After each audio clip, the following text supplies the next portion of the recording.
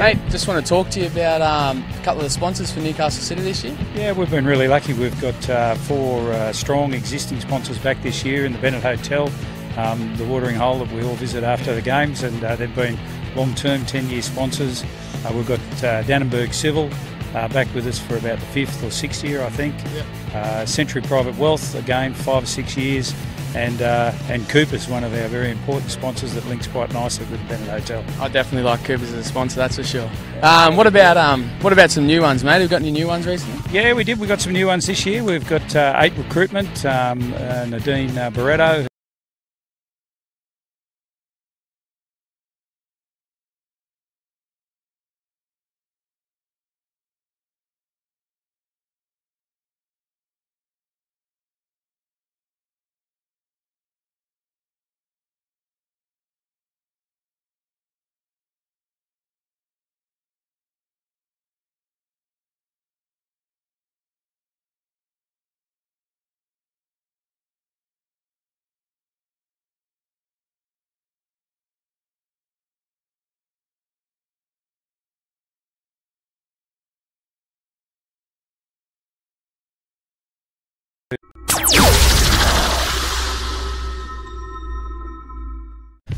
G'day guys, this is the President of Newcastle City, Steve Garrett. Mate, how you going? Oh, very well, Jonty. How are you? Mate, just want to talk to you about a couple of the sponsors for Newcastle City this year. Yeah, we've been really lucky. We've got four strong existing sponsors back this year in the Bennett Hotel, the watering hole that we all visit after the games, and they've been long-term 10-year sponsors.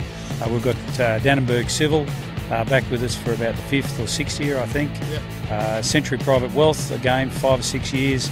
And Cooper's one of our very important sponsors that links quite nicely with the Bennett Hotel. I definitely like Cooper's as a sponsor, that's for sure. What about some new ones, mate? Have you got any new ones recently? Yeah, we did. We got some new ones this year. We've got 8 Recruitment, Nadine Barretto.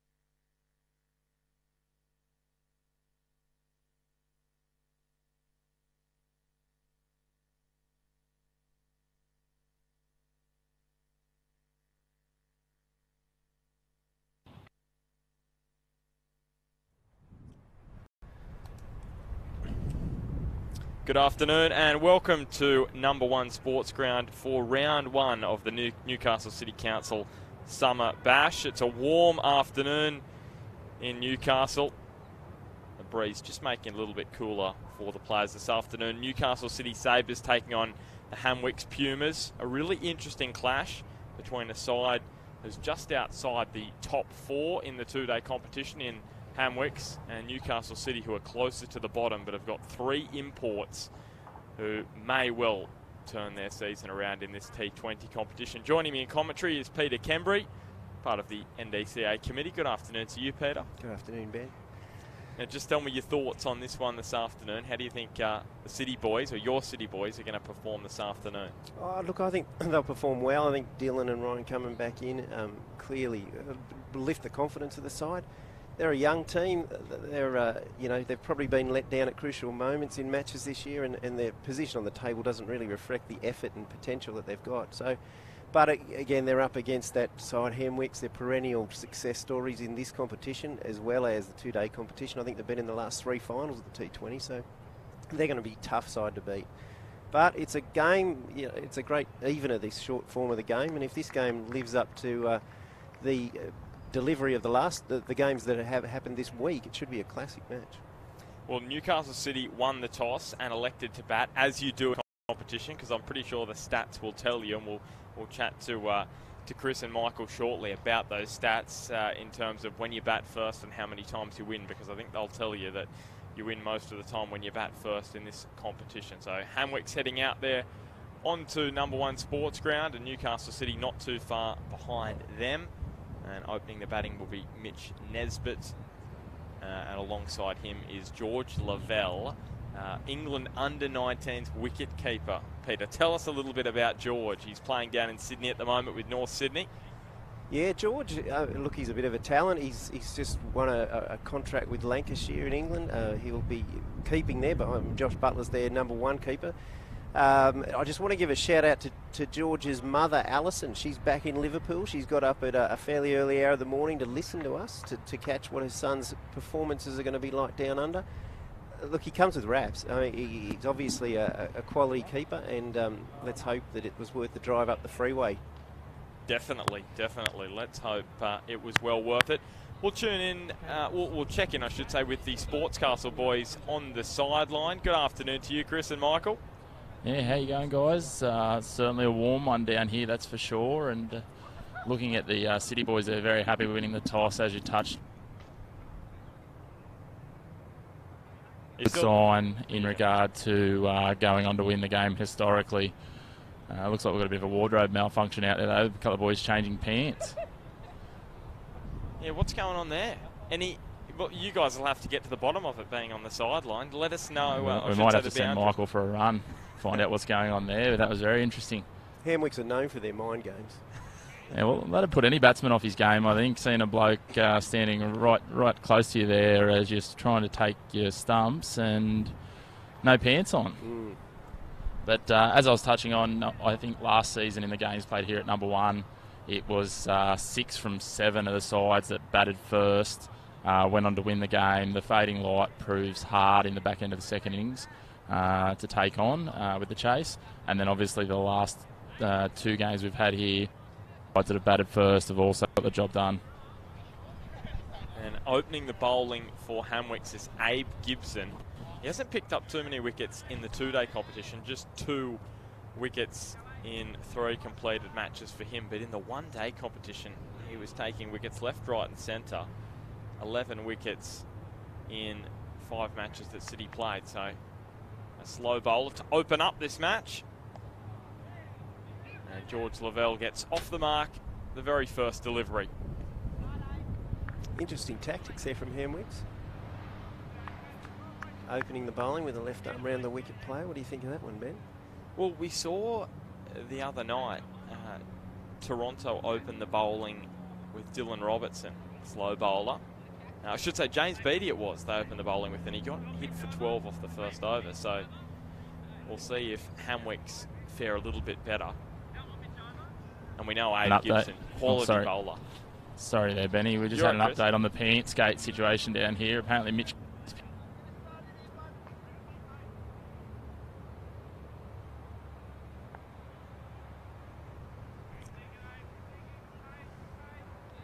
still there, Chris? Yeah, sorry, the mic just cut out. Mitch Casey's pants were too long, apparently, for him to be able to run into his delivery stride. There you go in the one-day kit. Gibson in again as her. Almost a little edge on that one from Mitch Nesbitt. A wide the previous delivery.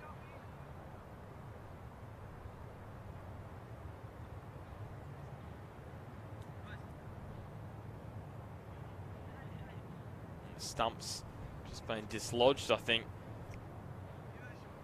Mitch was a bit tentative going forward to that one. He's got to commit. 68 runs for the season in the two-day competition. Leading run scorer for you guys overall through the two competitions this season, the Tom Locker Cup and also the 2 days. So really impressive for the young man.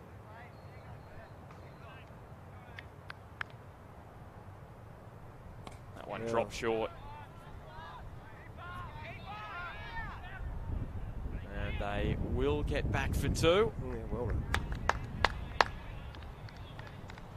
Might have liked to do a little bit more with that delivery. It was dropped quite short by Abe Gibson. Yeah. I think he got away with that one, Abe.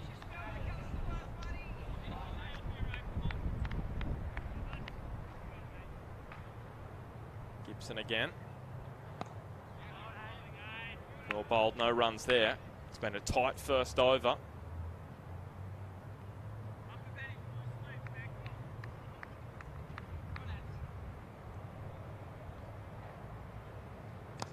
And this one, Nesbitt attacks. And it hasn't been running as quick on the bounce here at number 1 Sports Ground. It runs quickly along the tarmac, but when you give it a bit of air, it starts to plug in the grass and get back for 2 again. That's a confidence boosting shot from Nesbitt.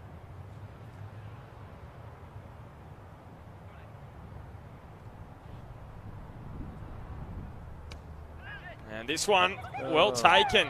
Gibson dropped it short. Nesbitt couldn't take advantage. And very well taken.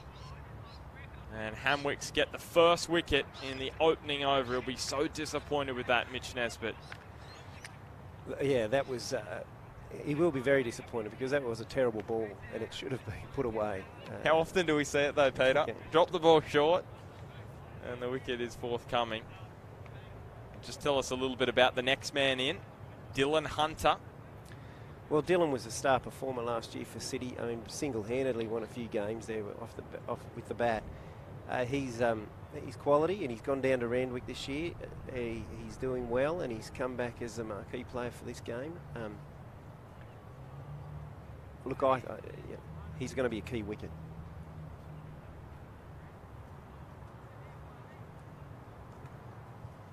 It's always difficult for Newcastle guys when they go down to Sydney. I mean, Sydney's pretty cutthroat, and he started the year in 2s, but he's worked his way into 1s, and that's it's certainly as an all-rounder. So it's certainly testament to the amount of work he does, and also his talent. So I'm really interested to see how he goes here. And a lot of the boys still live up here in Newcastle and have to commute down there, so that makes it even more difficult in terms of the time, also for training. Yeah, that makes it very tough. I'm not sure what Dylan does, but yeah, if he does do that, that's real commitment.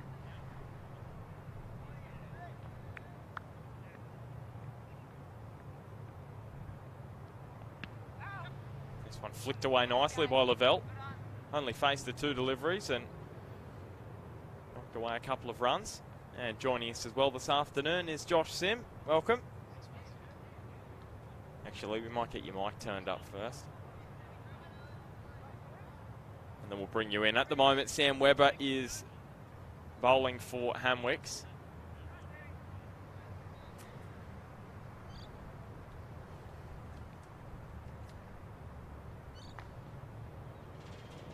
He's bowling to the new man, Dylan Hunter.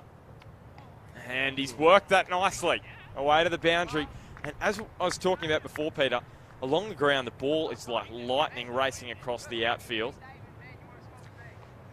Yeah, that one took off pretty quick. I mean, it's one of those shots, isn't it, that you look at and you think, oh, geez, that was a bit iffy. But in this T20 game, I mean, I think that there was probably a little bit of deliberate in that. He's played that into the ground before slip and it's just taken off. Well played. How's that?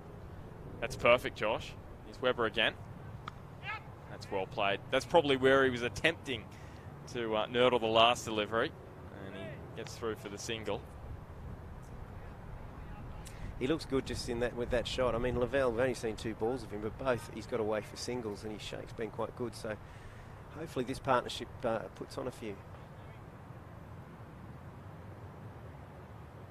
I think this really is the key partnership for Newcastle City. He rocked that one into the ground, and he rocked back George Lavelle, and that's one bounce and into the stands. Didn't he hit that one sweetly? Yeah. I'm sure his mum loved that one watching over in the UK. What a strike of the cricket ball. That was a beautiful shot, and that's really, you know, he just dropped that too short. He's been short this whole over, but George, he certainly showed his intent there. Even bigger than the one Adrian Chad hit on Tuesday night. Yeah, Adrian Chad hit a couple of big sixes. Yeah, I'm sure that one has outdone Adrian Chad. And you can see he's got Abe Gibson back for the hook. So I was surprised why he dropped that one short when there was no one at deep square leg. Now they are pushing Mitch Ray back onto the fence, but maybe they missed a trick there. Well, you could have had someone 5 yards outside the boundary and wouldn't have got that one.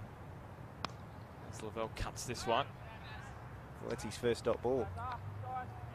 Making his tensions clear early, going hard. Up with it. It's a time to do it, isn't it, with the field restrictions?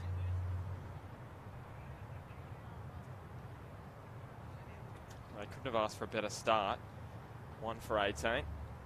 And well, just as I say that, I've put the mocker on George Lavelle, and he's had his off stump rocked out of the ground. I should say his leg stump, I think, in the end. He may have got a bit of bat on that one. And a second one down for the Sabres. Disappointing end. He was looking good. That was the off stump. He just didn't play down the wrong line. He was looking at the pitch, and he'll be gutted because he was hitting the ball so nicely. And maybe to think Sam Webber got into his head dropping a man back, and he was thinking potentially about the short ball. He could have been. I mean, Sam's a very experienced cricketer.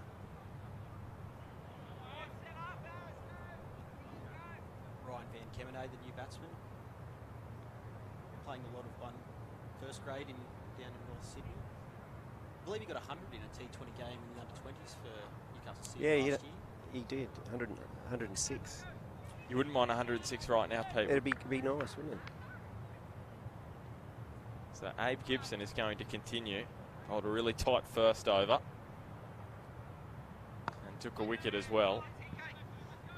And City have really got to be a little bit more thoughtful now, you sense, Josh. Yeah, well, Abe Gibson's definitely one of the key bowlers for Hamwicks tonight. He really come out of his... He's had a breakout season in the one-day competition, took a couple of fifers. Pitched that one up and driven. A bit of work to do for Ray, but he got down well. Yeah, I was talking about that a few moments ago. So Abe Gibson, 13 wickets for the season, 2 in the 2 days and 11 in the one-day matches.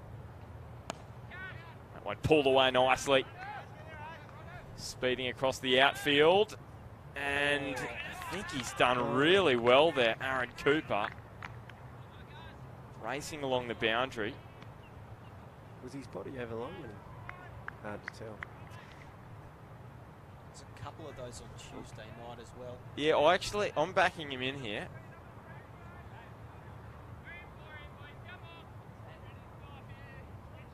Down on the ground here, boys, that look very close. And we're just having a few issues with the Sports Castle boys on the sideline. Here we go. We're working on it. Here's Gibson continuing. Good running. As I was saying, joined by George Lavelle, batsman out. How's it playing out there, mate? Playing pretty true, to be honest. Just a little bit of seam movement off the deck from the top end.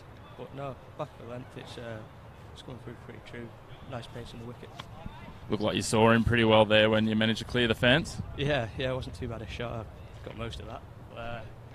Yeah, like I said, it's pretty true deck, taking it through the line. What do you think might be a good total out there? I think we'll probably look for 150, 160. More is a bit of a bonus. Lovely, mate. You've obviously got some batting here with a couple of marquee players that you've brought up from Sydney, so hopefully you can do the job. Yeah, got Ryan and Dylan at the moment. Who are two.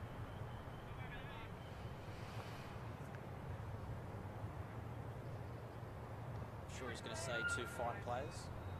Yep, we might finish the sentence for him. Thanks to George and thanks to Chris on the boundary line. Abe Gibson finishes that third over, 2 for 21. Going at about 7 and over. I know you wouldn't be happy with the amount of wickets that City have lost at this point, Peter, but 21 runs off the first 3, 7 and over. Josh and I were talking the other night, about 140 we think is par. You'd be happy with the run rate. Yeah, the run rate's good, but as you say, you can't continue to lose wickets, and that'll slow the run rate down. These two are key to it. I think, we talked about bringing the slow bowler on as the opener, and partly you can see the tactics are working to some extent, because whilst he's been tight in figures, he's bowled a few that's short that should have gone. He's got away with them, and maybe with a bit more pace on it would have. So perhaps that lack of pace on the ball has really held the batsman back. Wrapped on the pads. Yeah, featured heavily on Tuesday night. The lack of pace, the bowlers behind that definitely had the advantage. You look at the likes of Jacob Page, who just caused havoc in the middle overs by just having that off pace. Even Jacob Montgomery with his off spinners until the last over.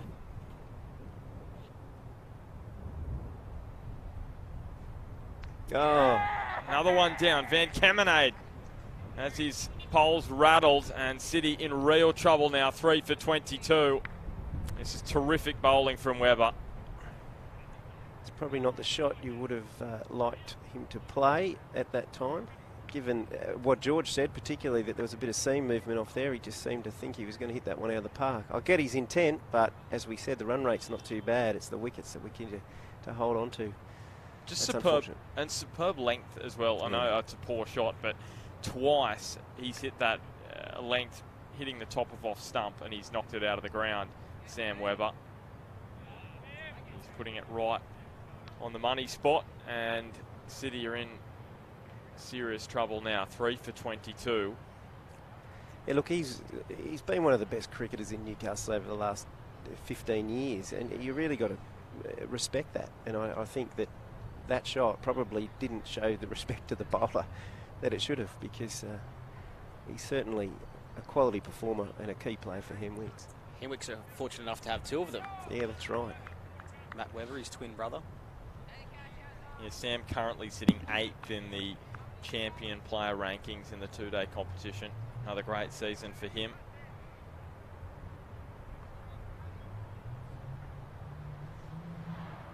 And wrapped on the pads, and the finger is staying down from the umpire. John T. Major, the new man in. Oh, Johnny's heart would have flooded, I reckon, on that one. Had a long, hard look at it. He suspected for a second there the finger may have been coming up.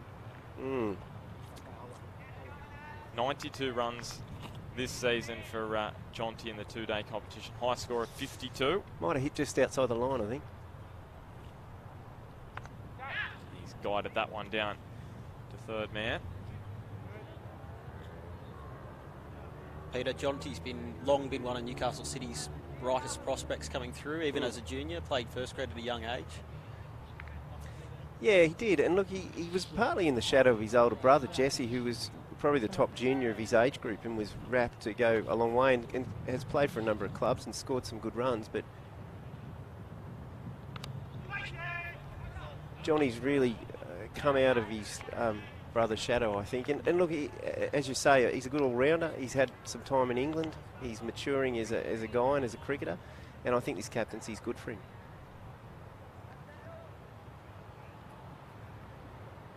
It's always one of those things when you first take over the captaincy.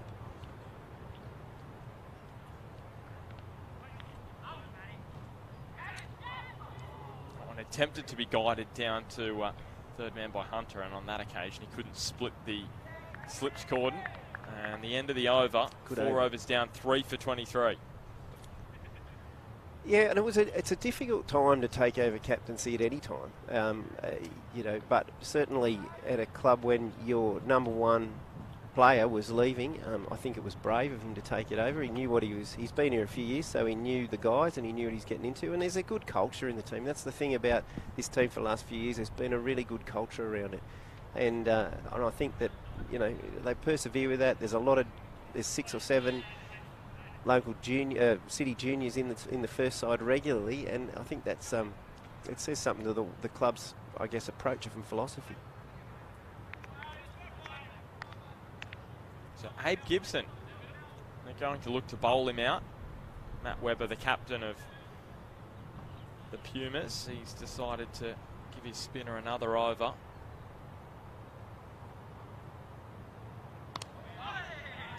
It's an interesting tactic. He's arguably been their best so far, and they're going to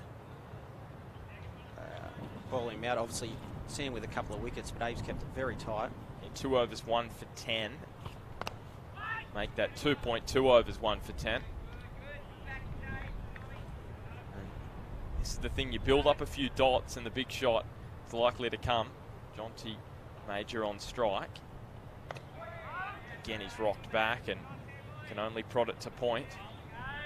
It's a very precarious position here for Newcastle City now. If they lose another wicket in the power play, it becomes very difficult. As was it pad first? That's the question Abe Gibson is asking. Not so according to the umpire. I think there's just enough doubt there. He squeezed it with the bat. Oh, gee. So quick between deliveries, and now some pressure on the running. They did well to get through Hunter and Jonty Major. A throw from Mark Dries, who was standing there at mid-off. They did. This is his best over. It's been bowling well, and he's built that pressure up, so they had to take that risky run. A better throw might have seen Dylan in a bit of trouble.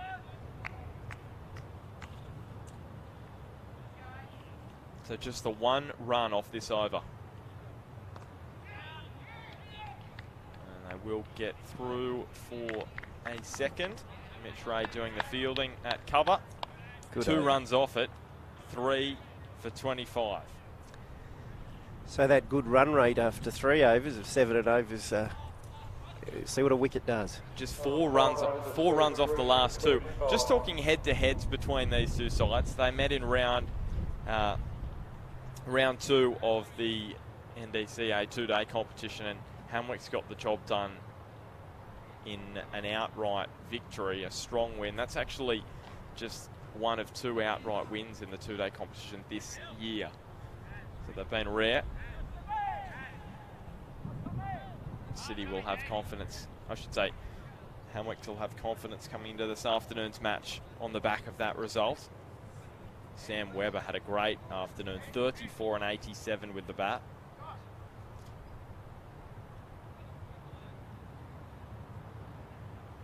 Yeah, they'd be looking for some sort of revenge this game. Of course, Newcastle City never like getting done outright, so next time you play that side, you always want to beat them. Well, Tom Dwyer took 5 wickets in that match, and he's into bowl, and he's keeping it tight as well. Was decently struck by Hunter. He has got a beautiful short ball on him, Tom Dwyer. Wonder if he'll be able to execute one of them tonight. 13 wickets for the season. He's one who's bowled better in the 2-day competition, 9 wickets in comparison to 4 in the 1-days.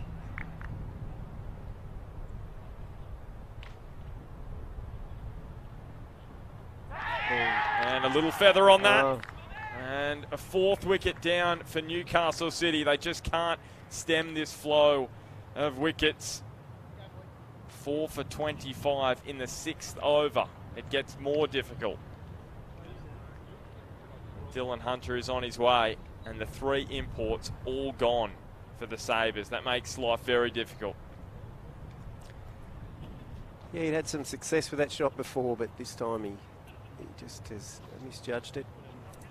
Good bowling from Dwyer, coming around the wicket, different angle.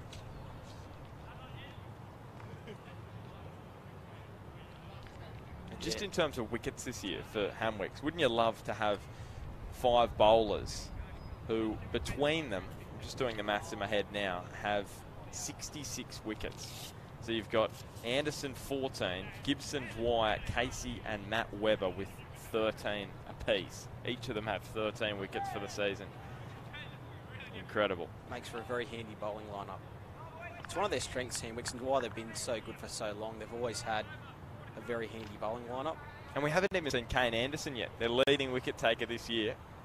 The job being done by Sam Webber alongside Tom Dwyer and Abe Gibson. And not just a good bowling line, but bowlers that can bat as well. It's Unedged. And he's got a little bit of work to do on the boundary.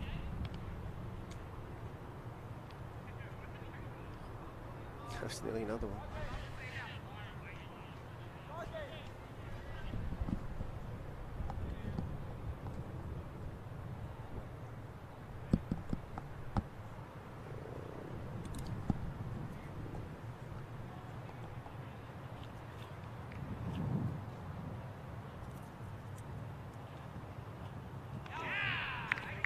Beautiful delivery from Tom Dwyer and Jonty Major.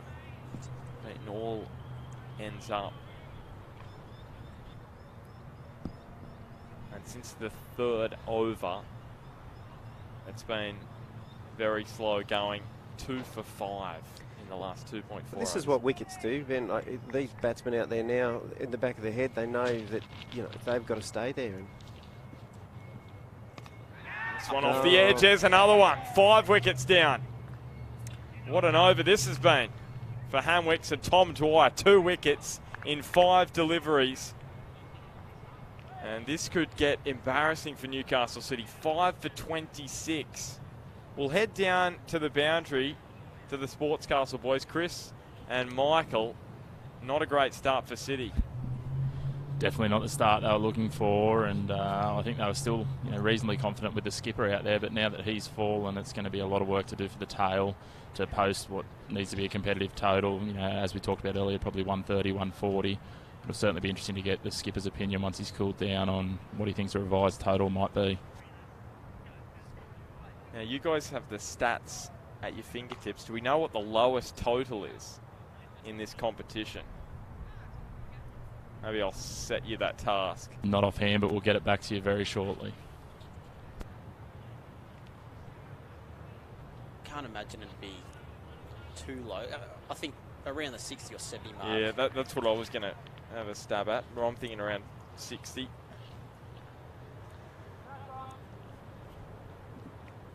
And really, they've just got to bat time now. Just stay out there and last of the 20 overs. But the way Tom Dwyer's bowling, it's going to be difficult. Liam Case now out there. yeah, Liam's having a good year. He's forced his way into first grade. I played 4s, I think, with Liam a few years ago when he was a kid, and he certainly improved out of sight. So why is Liam Whitehead been pushed down the order? 128 runs this season. Top scorer in the 2-day competition for City. Is there any reason why we haven't seen Liam? Look, I'd imagine it's a lot to do with the experienced marquee players. If you're going to bring them up, you're going to bat them at the top of the order. And I suppose for Liam, it's just find him a spot down the order where he can, his abilities and skill can be best utilised. I mean, I certainly think that if they weren't there, he would have been batting further up the order. But in saying that, it gives them a good tail, I suppose. It's one positive. Definitely. We'll get a look at him a little later. One wild and down the leg side. Mitch Casey, is it? Bowling at the moment. He hasn't got a number on his back. We've been stitched up a little bit by Hamwicks. Could have been worse. They could have had no numbers on both Webber twins. So Yeah, that would have very much confused us. Here's again Casey. And we will see if that one just nicely worked away backward of point, and they will get back for 2. Liam Whitehead, I should say, out there now. And we will head down to the boundary with the Sports Castle boys. Yeah, joined by City skipper Jonty Major. Jonty, probably not the start you guys were looking for. Nah, mate, nah. It's key to have wickets in the bank towards the back end of the overs, mate, and we've bottled it so far. But I'll back our boys to sort of these two fellas can bat, so I'll back us to sort of retain it and get on with it a bit in the end. So still a bit of batting to come in the tail? Yeah. We've got a one big hitter to come in actually, and we bat all the way down basically. They can all hold a stick, which is good. So still 14 overs or so to come. What are you expecting sort of as a total from here? Yeah, I'd be pretty happy with one or even 100 sort of thing. But yeah, we'll see how we go. If we can consolidate a little bit, we'll be good, I think. Yeah. You think if you can get to sort of that 110 mark, you've got the bowling cattle to have a crack at defending that pretty well? Yeah, I reckon we will actually. Yeah, and it's pretty slow, the outfield and stuff like that. So I think 110 can be containable definitely. So. Yeah.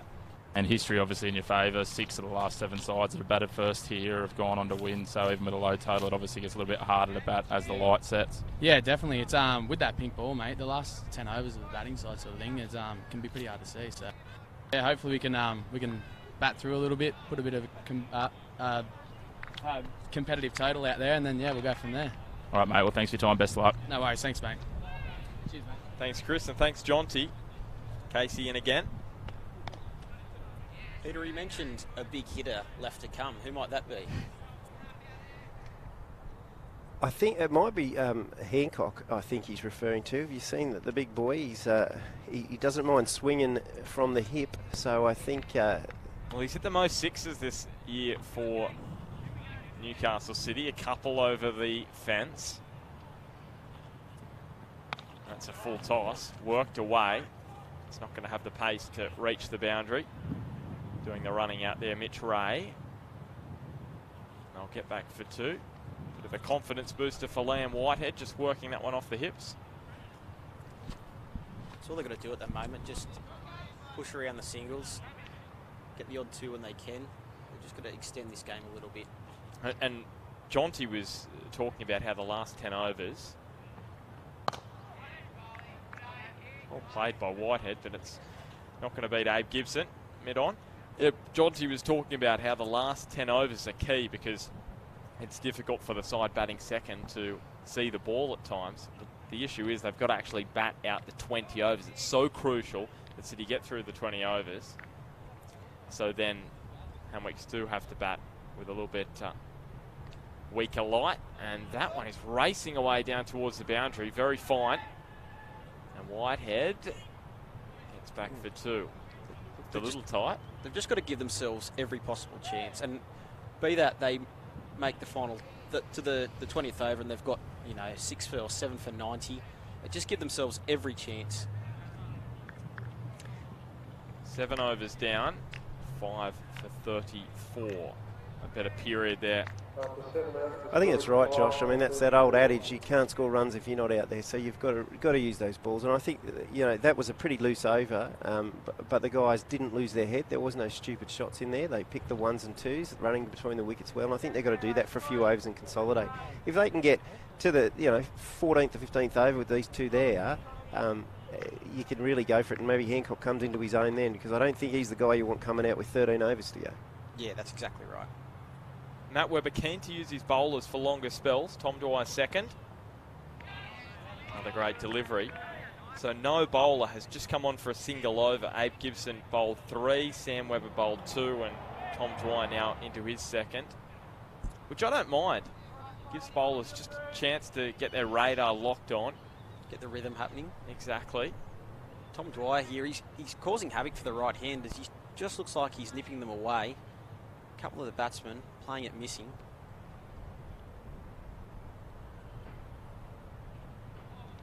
See that there again. Yeah. It's a beautiful seed, isn't it?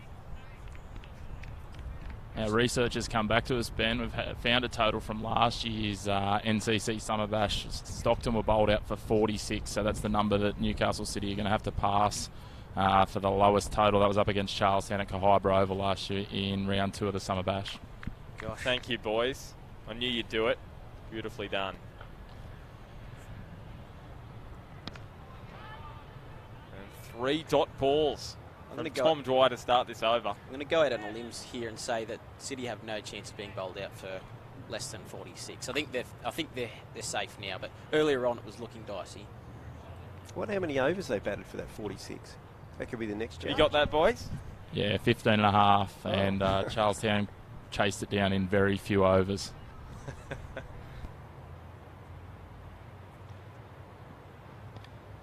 Nice early shower in that game. Yeah. Jared's just given me the update. It was chased down in the 5th over by Charlestown, 0 wickets down. 5th over. Well, that match is done in about an hour and a half. You're off by 6:30. The sun hasn't even started a set. Now the Bennett Hotel is a sponsor of the City Boys, and I don't think they'd write them back too early. You just see a little bit of indecision there from the City Boys.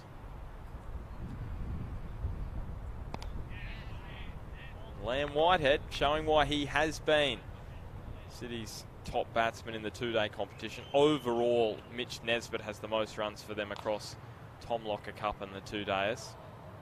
And then Ahmed Badat, he is yet to come out and bat. He's their second top run scorer. We're yet to see him. Talented youngster, Ahmed. He's played a lot of rep cricket. Played for Newcastle a number of times. Looking forward to seeing him out there. There's a wide. So for once, Tom Dwyer just doesn't get his line right. It looked like he tried to bowl a slower one there. That's the first loose one he's put down. Ahmed's one of those guys that probably could get you through to 20. He does like to take his time. He certainly does. He's probably not known as the T20 batter, but he certainly, he's a young guy. He's got heaps of potential. Him, like these guys, all City juniors, and he's been more known for his batting up the top of the order in the 2-day game.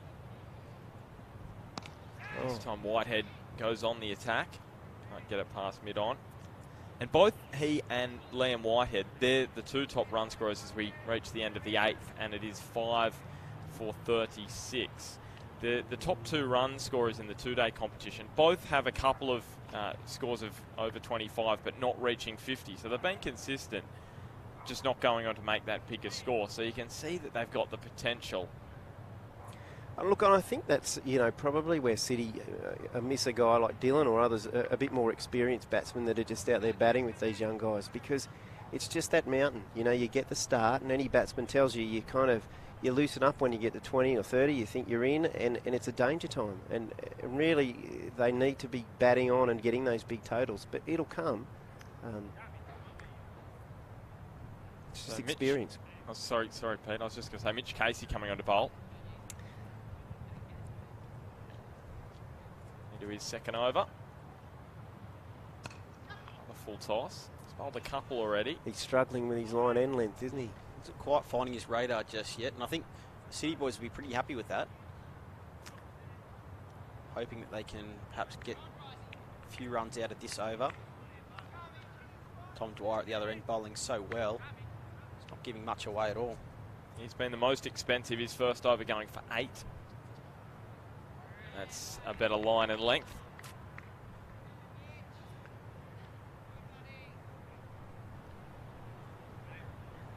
Eight wickets for Mitch Casey so far this season in the 2 days. As I mentioned, overall 13 wickets. He's one of 4 Hamwicks players with 13 wickets across the 2 competitions.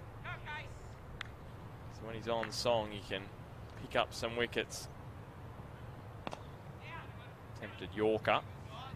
Well dug out by Whitehead. And I think these boys, these imports, we spoke about Dylan Hunter, Ryan Van Kemenade and George Lavelle, they'll be so disappointed with the shots they played to get out. Yeah, look, I think that's right. Particularly, they all got out at this end with the ball must have been moving around a bit more.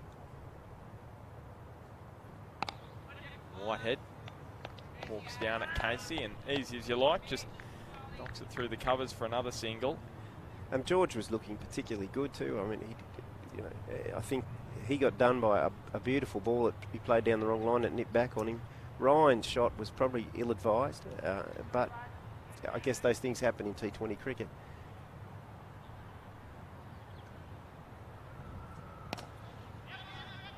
Nice shot down the ground. Yeah, this partnership, I think, really needs to take them through to at least the 12th over. Just to give them that confidence that they're going to bat through, but also through the rest of the next sort of 4 or 5 overs, they can start to perhaps push a bit harder, try and aim towards that, 80, 90, 100.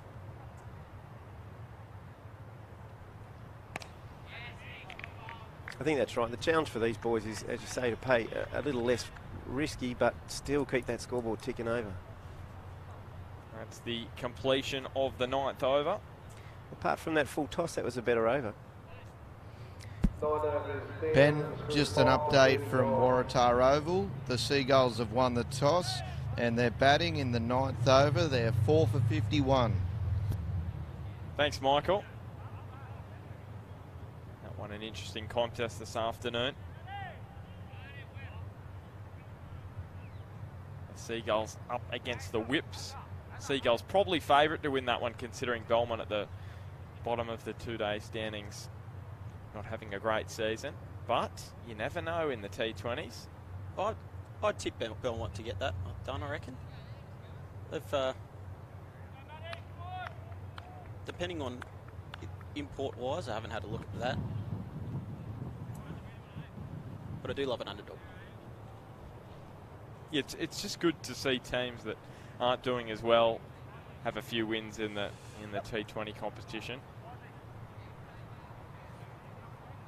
We've spoken about City. Their season hasn't been a great one to this point, but they've really run into probably one of the most difficult sides you can take on in this competition. There's probably not a... Well, they've got a great record, as I said. I mean, they were beaten in last year's final, but won the 2 years before that. They're just a good cricket side. So Matt Webber into bowl now for Hamwicks. Yeah, skipper. Hamwicks are one of 3 sides, only 3 sides to have won this whole competition. So it's been a dominance from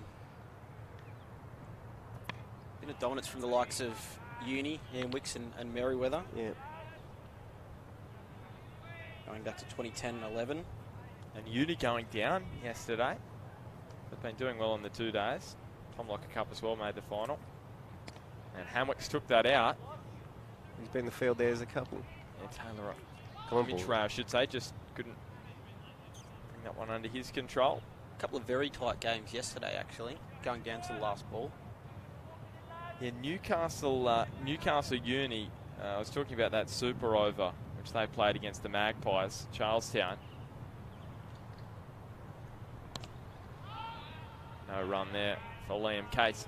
I heard that the light was quite dim at Passmore Oval. I could very well imagine that scenario.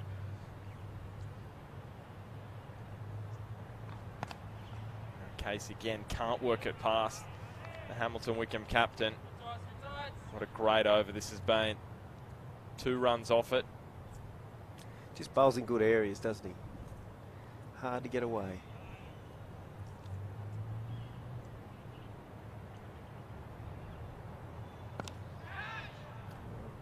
In the air for a little bit. Yeah, through the mid-on region. It'll do the job though. Just tick the scoring along. So 10 overs, the halfway mark of the innings.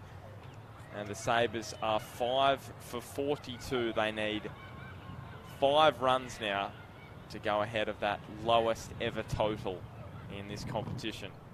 Yeah, I was just going to mention that. Stockton holding that particular total with 46 they were bowled out by. Bowled out by Charlestown last year. A game that didn't quite last 20 overs. Well, it lasted 20 overs if you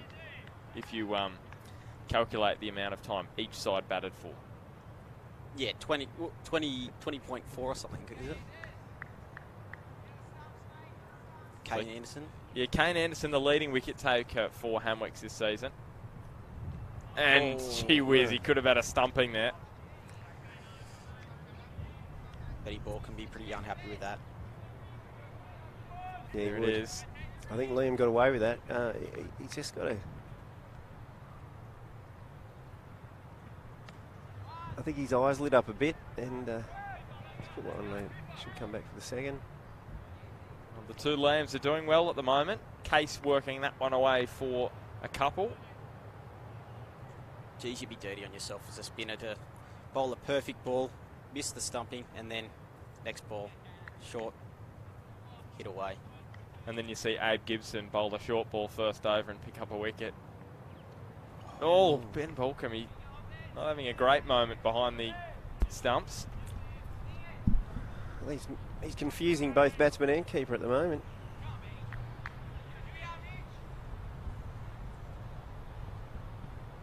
And this one That's what he's is been looking well for. hit. Really well hit by Liam Case. And once again, just plugging inside the boundary. Abe Gibson doing the work in the field. Yeah, I don't think he quite got onto as well as he would have liked, but the idea's right, and he's tried to do that with the ball before, and it's come off this time. Field's up, it's safe there if you can get it over the top. Does he take on the strike again? That one a little shorter. Oh. Angling down. Umpire Canning shakes his head. The grass coverage on the outfield, just a little, just holding up a little. Almost like a 9-iron the shot previous. It's plugged.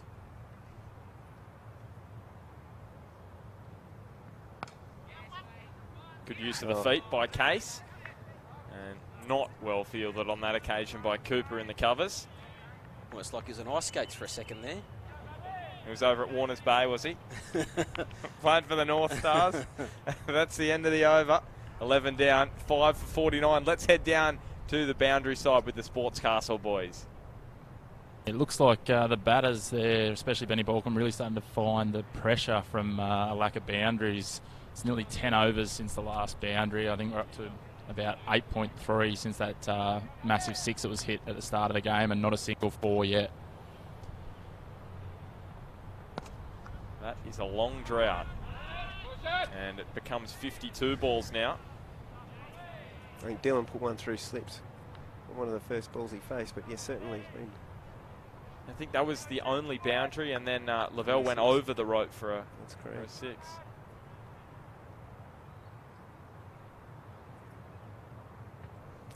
It's a 50 up for City. Yeah, there it is, and past the lowest total, so that's great. And this total, 5 for 50, if they can eke out another, you think about it, plenty of time left. 50 runs is doable. Oh, maybe not if Liam Whitehead plays like that. Big swing and a miss. Balcombe, not having the best 2 overs of his career. Very accomplished keeper. Is he just losing the pink ball a bit, maybe? We spoke about it just takes a little bit. It's a little bit harder to pick up at times. Sure, a few batsmen would like to have that excuse, Ben. Yeah, I didn't think so because it's fluoro pink, but a few people have said it's Whitehead again. Maybe he can't pick it up at the moment either. Leg buys. Maybe just caught the inner thigh. Just put off Benny Balcombe.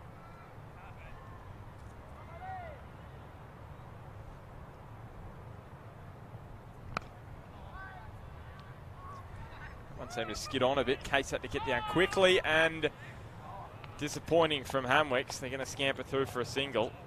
The throw hit the stumps, and they did well to get through for another run, and that completes the 12th over. 5 for 52, Newcastle City Sabres. It's not pretty work here, but it's definitely what they needed. They've got themselves through the 12th over now, which means it just puts a little bit less pressure on the batsmen coming in after them. Doesn't mean that they have to necessarily put more time into their innings. They can start to play a bit freer. Yeah, these guys have done a great job. From what they inherited, they've certainly, you couldn't have asked for more. Got them to this point. As you say, the batsmen that are next in line are probably heaving a sigh of relief because they, as you said, they can come out and play a bit more of a natural game, probably where they would have expected to be coming in. Yeah. Maybe with a few more runs on the board, but still. So interesting bowling change here. Mark Dries, who hasn't bowled an over this season, is on to bowl. He's their import player. He's plays very rarely for them because of his living arrangements. Lives down in Sydney. Mark, of course, ex-City captain, had a couple of seasons here, and probably, arguably, had City had their best 2 seasons in a long time when he never got to the final of the Country Cup at the SCG against Tamworth. Quality cricketer and baseballer. Indeed, he's won Player of the Year for Newcastle competition a couple of times. A very, very handy all-rounder. Just good to have that experience as well in the side.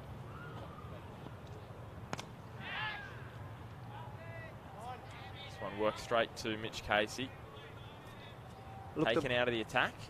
the bowling attack is, it'd have to be one, if not one of the best in the competition. It's just a luxury of resources. Oh, Ben Balcombe. And that may have hit him on the thumb. No, I think it's hit him on a different kind of thumb. Hitting, yeah, little south of the thumb. Oh, sorry. There we go. We'll get a... Yeah. Oh, Yes, sorry. that's like the Moleman getting hit by a football video, isn't it? Yeah, jeepers. Yeah, that wouldn't have tickled. As a wicketkeeper myself, I've done that before. Actually, I've done that after a tea break and forgotten to put my box back in, and first ball after the tea break copped one in around the same area, so I can feel his pain. I think everyone on the field can feel his pain. He's not picking up the ball very well at the moment, is he? I know you could say the same about me because I didn't pick it up where it hit him flush on the... Maybe you're struggling with the pink box. ball as well, Ben. You might get sideline eye to tap him on the shoulder and see if they can get a quick interview. See if the voice is a little raised.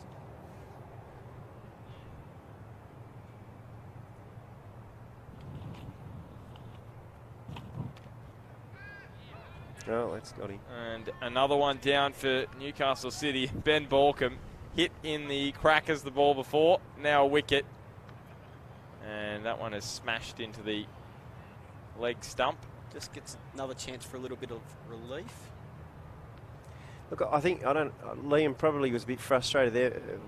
Dries was bowling beautiful line and length, very difficult to get away. I think you see here that Liam's kind of backed away from this and just... Ben Balcombe, he took it well, didn't he? You see, Ben Balcombe took it beautifully off the stump as well. Maybe he needed that to sharpen his eyesight. Maybe it did. Would have seen that late too. I think this is a maiden. It is. It's been a beautiful over. So Ahmed Badat now to the wicket. Is there some science in that? You get hit in that region and then all of a sudden it improves your senses or something? I think it'd have to make you a bit more alert. I mean, that's just human nature, isn't it? It is. Yes, you're damned if you want to get hit again. It was a good innings from Liam, though. I think you've got to acknowledge that. He came out at a difficult time and probably didn't... he's the kind of guy that likes to play shots and really had to play a game that he probably would have thought that he was going to play a different type of game, if you like, and batting where he was. But he's done the job for City and he's put them in a position where hopefully they can go on and get, as you say, 100, 110. So the two leading run scorers for the Sabres in the two-day competition out there now, and Whitehead and Badat, and it will be Badat to face up. We've got an umpire break here. Umpire Scully is had a malfunction of some sort. Maybe he's given a quick interview, wasn't he? I thought for a moment there he was bringing out some ice for Ben Balcombe. He might have. Maybe he's gone and got himself a protector. You know what? I think they might have broken a bail. I reckon that's what he's doing when he bowled him. Let's see. Is he going to... Well, while they are fixing up the stumps, Mark Dries has one delivery left in this over, and he's heading for a wicket maiden, potentially. We'll head down to the boundary with the Sportscastle boys. Jared, good afternoon to you. Yeah, hello, Ben. I got Liam Whitehead down here. Mate, you steadied the ship there after a few quick wickets. How's the wicket playing out there? It's just staying a bit low, shooting a little bit, and they got like their medium pace bowls, and so it's a little bit hard to get up and under it. Yeah, so you probably had to rethink your plans on the 140 from earlier. What sort of score do you reckon you will be targeting now? Anything around 100 will be good for me, I reckon. And just your thoughts on the ball before, the hit the wicketkeeper? It's a great shot of the day for me. Well, at least he caught that one off the bail, but yeah, thanks for your time, mate. Thanks, boys. Liam Case there with Jared Logan from Sportscastle. not Liam Whitehead. I'm surprised he didn't. Liam. I'm surprised he didn't tell him that he wasn't Liam Whitehead. No, maybe he wants to be Liam Whitehead. Maybe.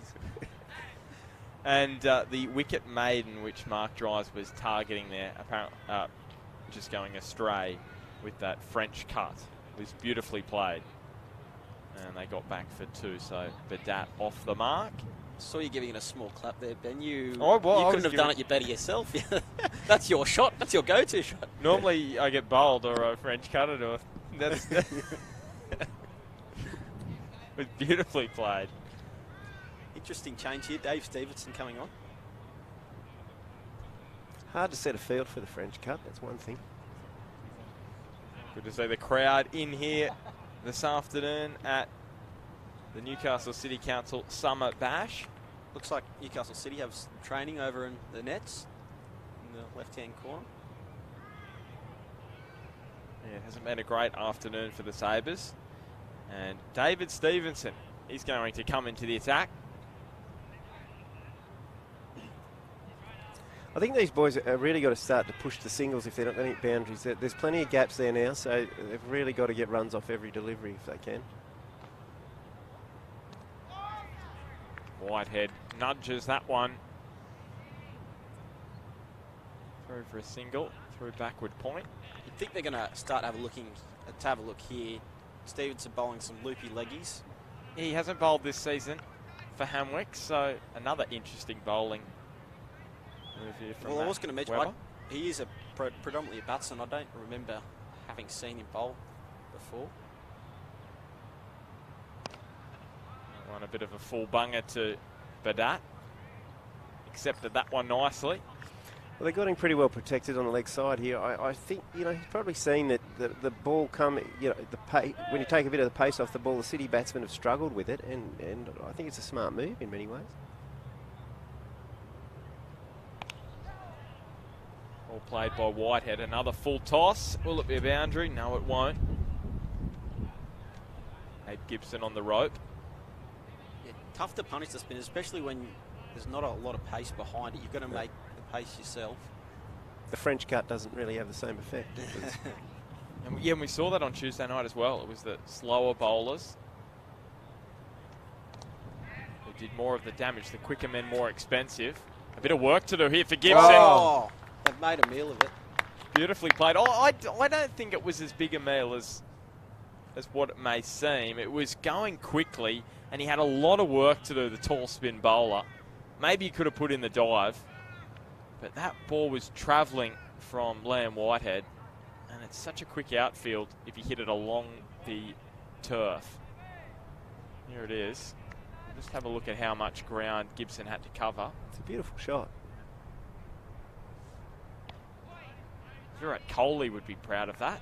Whipped away through mid-wicket. I don't know whether it's lulled into a false sense of security, but the Hamwicks fielding has been a little bit loose. And, if it comes down to it at the end, there's been a couple of loose throws and misfields. But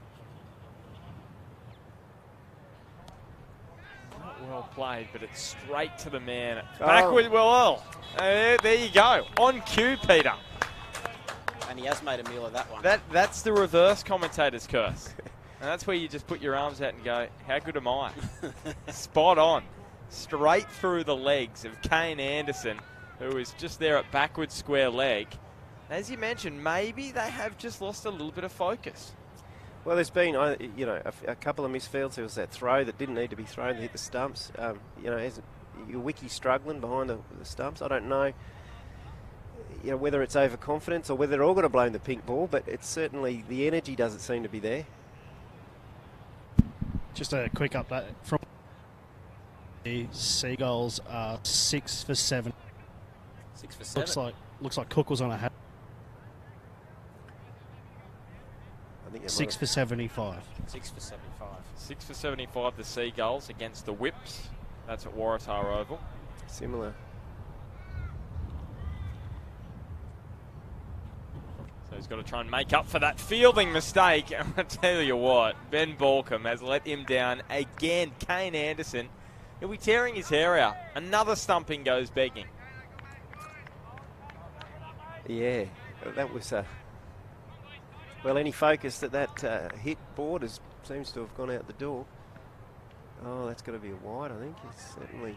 I'm going to rush through for another single. It'll be it'll be two wides. 2 wides. Push him into the 70s. This is all right. 100 is not far off. If City can get to 100, that's a really good total considering where they're at.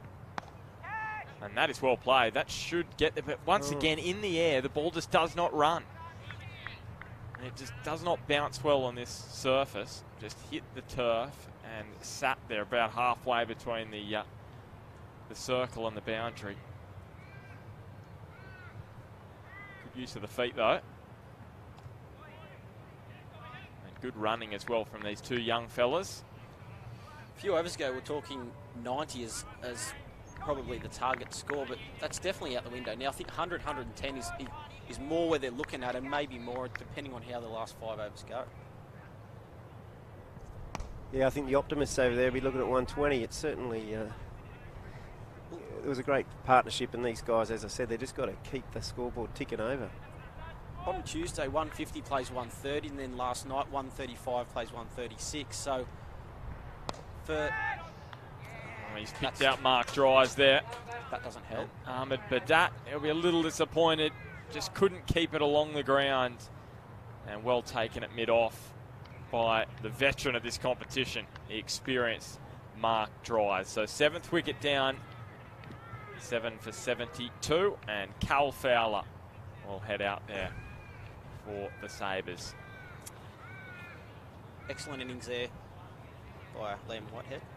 Well, that was... Badat. Was it Badat? Yeah, Liam Whitehead's still out. Everyone's getting mistaken for Liam Whitehead. There we go. Has he got one of those bodies that everybody looks like everyone? Does. Yeah, Liam Whitehead, 19 not out at the moment. He's batted really nicely. Top scorer for City. Showing that 2-day form now in the 2020 competition. Ahmed would be very disappointed with that. He didn't really need to play that. But anyway, that's what pressure can do to you sometimes. And all of a sudden 100 just gets a little bit more difficult. Anderson. The outside edge of Fowler's bat. And again a throw hits the stumps.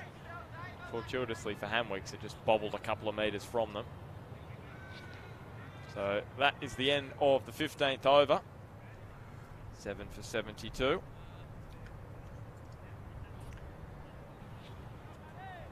Well, I don't think if he's Johnny's got this big hitter coming in, I would have thought he might have put him in then, but maybe saving him up.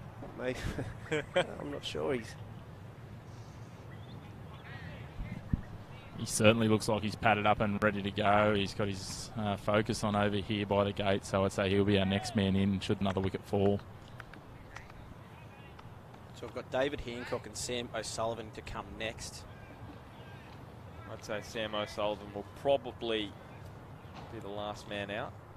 How much do we know of Sam O'Sullivan's ability with the bat, Peter? Well, he's a bowler. That's about as positive. A very positive assessment there from you, That's Peter. about as positive as you could get. He scored 30 runs this year in the 2 days. What's the highest score so far? Highest score of 22 not out. That's not bad. Take 22 not out today, Peter. I think he probably had a bit more time than he had. But look, you know, he can bat. But he's a young guy and he'll develop into a better bat as he plays more cricket. But look, he's in the team for his bowling, certainly. And he'll be key. But if he does get out there, he's just got to hold his head and pick up, as you say, bat that 20 overs out. So Webber continues. Liam Whitehead, another lovely shot. Played beautifully. And you are watching the Newcastle City Council Summer Bash. If you've just stumbled across us on Facebook or YouTube, Newcastle City Sabres up against Hamilton Wickham Pumas. That's the Pumas on top at the moment. It's just hit and run at the moment for Newcastle City. Cal Fowler gets off the mark. Cal's been captaining a bit of second grade I've seen earlier in the season. Gets the chance today in first grade. Whitehead has a wild swing. Gets away with that one. Now, Cal certainly can make a handy contribution. He can bat.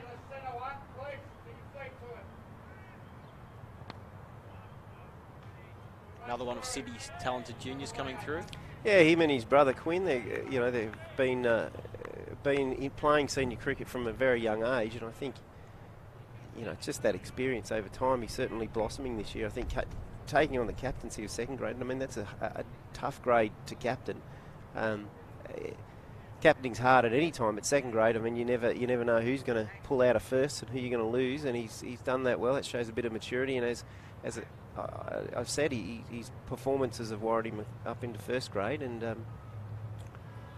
yeah. Well, as a second grade captain, you have to be prepared to lose your best player on the eve of the game. So certainly do.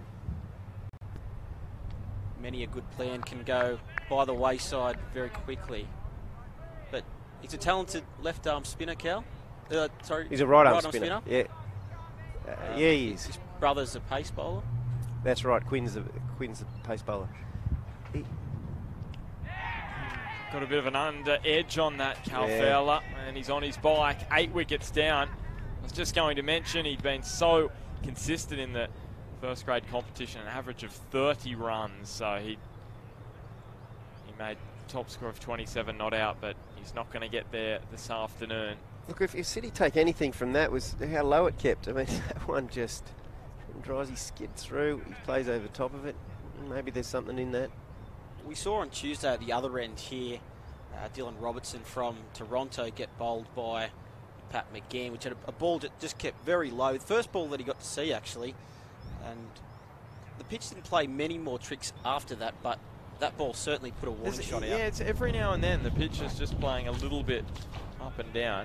Now, here he is. He looks like a big hitter, doesn't he? He certainly does. He's got the cap on. He's got the body for it. Here we go. Here's our man, David Hancock. Now, this is where Ben Borkham should say something like, watch the windows, David. Watch the windows. Looks like a strapping young lad. Maybe he'll hit one up here. Dare say he probably bowls quick. Yeah, look, I think he's known for his bowling again, but he's got the body for a bowler as well. So Mark Dries. There we go. He's hit that one beautifully. And once again it plugs, it will get there. Too much power from Hancock to plug in the turf.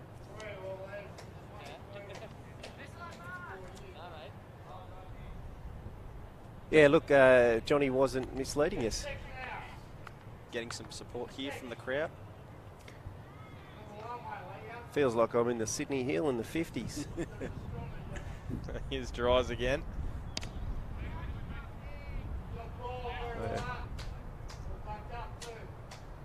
I'm thinking David Hancock does not have a defence. No, he's a South African boy, so, he's probably, he looks like a rugby player as well, I'd imagine. Oh, look at that back lift. Slower ball there. Some say, Ben, the best form of defence is attack. Exactly. If you can't defend, what's the point of defending? Just go for it. I know Ben Hilfenhaus used to play that way. He's got a massive backlift. Here we go.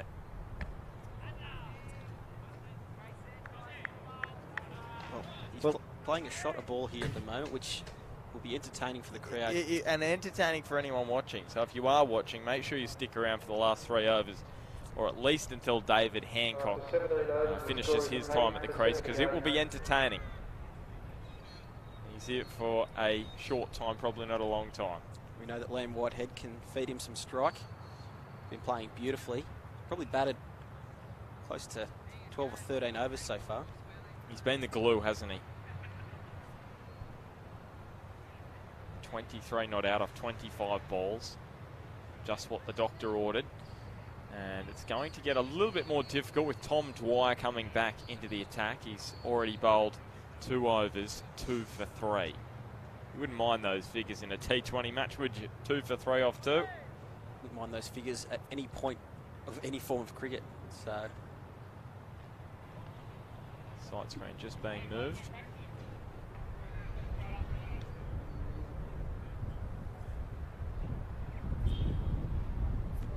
the middle of a heat wave, it's not too bad up here today. It's nice in the shade, isn't it? Very nice. Currently, the mercury is sitting at about 27 degrees with the wind east-northeasterly at 27 kilometres an hour. Lovely sea breeze here at number 1 Sports Ground, about 5 minutes drive from the beach here in Newcastle. Here's Dwyer. Whitehead. Talking to some lifeguards earlier today, they're expecting a big nor'easter tomorrow, so could be a good day for the beach. Very good day. Might get the blow-up boat out with my brother and take it for a spin again. We've been doing that the last few weeks. It's been great fun. Great weather for it too. Trying to get it up and over the waves is interesting at times, but so Tom Dwyer, a dot to start. And that is exactly what Liam Dwyer probably didn't want. Only the one though. Dave Stevenson barely had to move there. I should say Tom Dwyer. I'm mixing him up with his brother Liam, who's a great cricketer as well. Yeah, that was it was good field placement, really, wasn't it? The captain would say. That's what can happen with the pace. Get a little nick and it runs away. So here he is, David Hancock. What's he going to do here? Backs away. Oh. Well played through point. It is racing away off the outfield.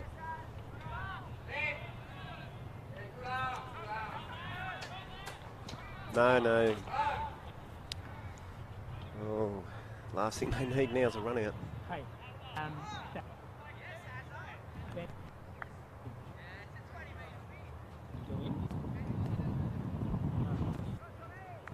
They're losing a co-commentator there. A member of the crowd was very close to our commentary position, giving plenty of advice to all players. He drops that one in short. That was well bowled. Hancock showed with that shot through point there that he's no mug. That was, you know, it wasn't like he's a slogger. He sized it up and played a beautiful shot. That was a good comeback from Dwyer. 14 balls left in the innings. We'll be hoping to get to that 100 mark. So that one a slower delivery, and it's just going to fall short and bounce over the boundary. Unfortunate there for Mitch Ray, who is fielding just forward of square. There's got to be something at that patch of turf. There's 3 that have been eluding fielders in that part of the ground. Well, he didn't really look like he knew what he wanted to do there. He was either had to come in and really commit to it or just stay back and save the runs, and he didn't do either. Bit of second guessing himself, I think, as he started to come in. But Hancock again, getting plenty away at the moment. Made a beautiful sound off his bat. Takes a single off the last ball to give himself some strike. So 2 overs remain. 8 for 83. And you sense David Hancock is holding the key to City's charge to 100. And it's going to be the slow bowler, Kane Anderson, to continue. And you sense David Hancock will believe he can put him over the fence based on what we've seen. Does he have enough guile just to outwit him here, the young spinner who's taken the most wickets for Hamwicks this season?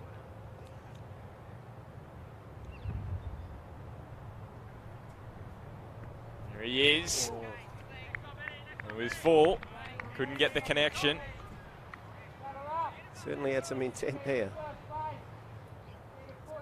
And the score is 8 for 86 at the moment.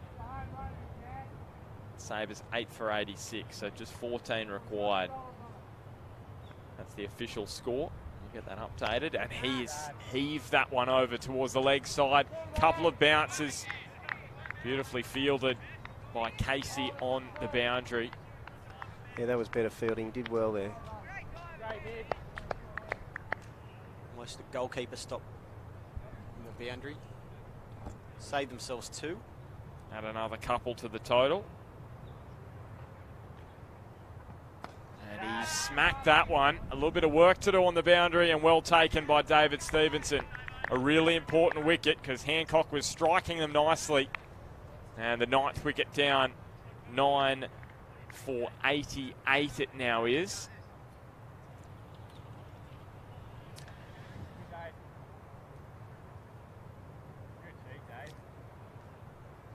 I know sometimes you've got to back yourself, but you know, that probably you would have been better served. There's plenty of space out there to run 1s and 2s.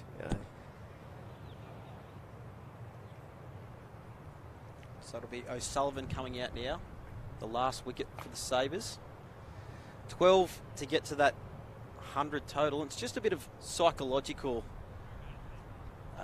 now getting that 100 number, 3 figures, just gives you a little bit of a psychological edge over the opponent, knowing that they have to chase 3 figures rather than 2.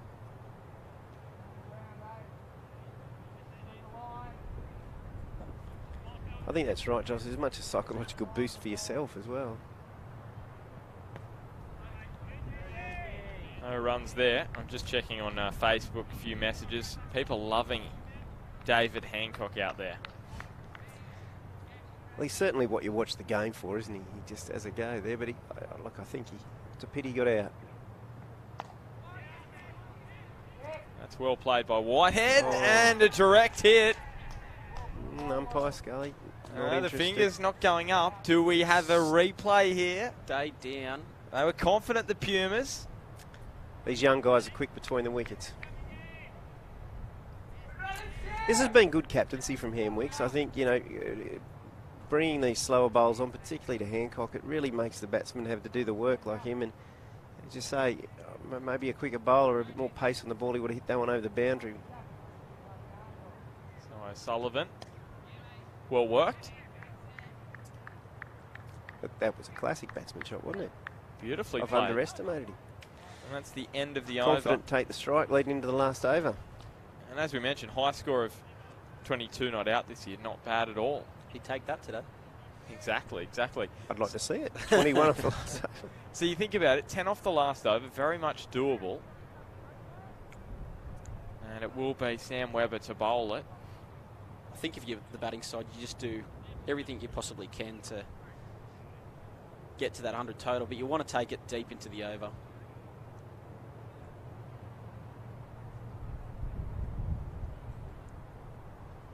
Even 5 singles, get yourself to 95 with a ball left and have that final play. 2 overs, 2 for 12 for Sam Webber thus far. 8 bowlers they've used. That was key wickets too early, weren't they? With, Lavelle and Van Kennemade.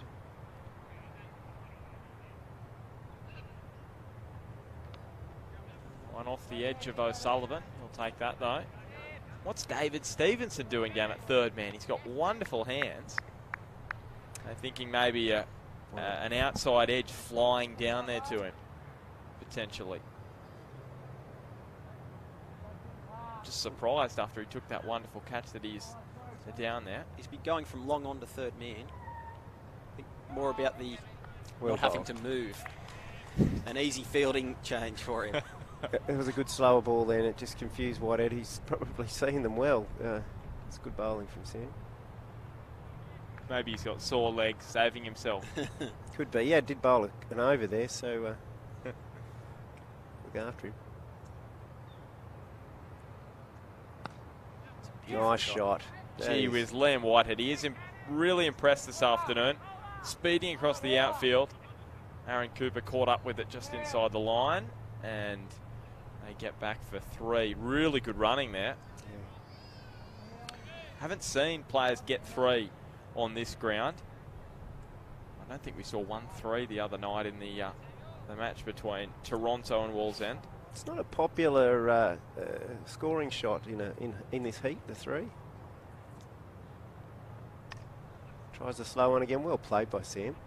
And well played because they're going to get 2 here. Just worked it behind square and just put it enough in the gap that they could get back for 2. And you calculate this out and you go, well, all we need is 2 runs a ball in a 2020 match. And you're making 12 runs and over. You don't need to hit boundaries. I know it's easier said than done. Oh, lovely ball. But if you take the big shot out of it and go, all right, let's just work it round. Yeah, that's exactly right. As we said, previous game, the team chasing, if they've need to a ball for the last 2 overs, it doesn't seem that undoable. It seems very, very gettable. Like, so final ball, Webber to O'Sullivan. And off the edge, they should get back for 2 here, so you sense it'll be Sam's a 99-run chase. He will get there easily, the young man.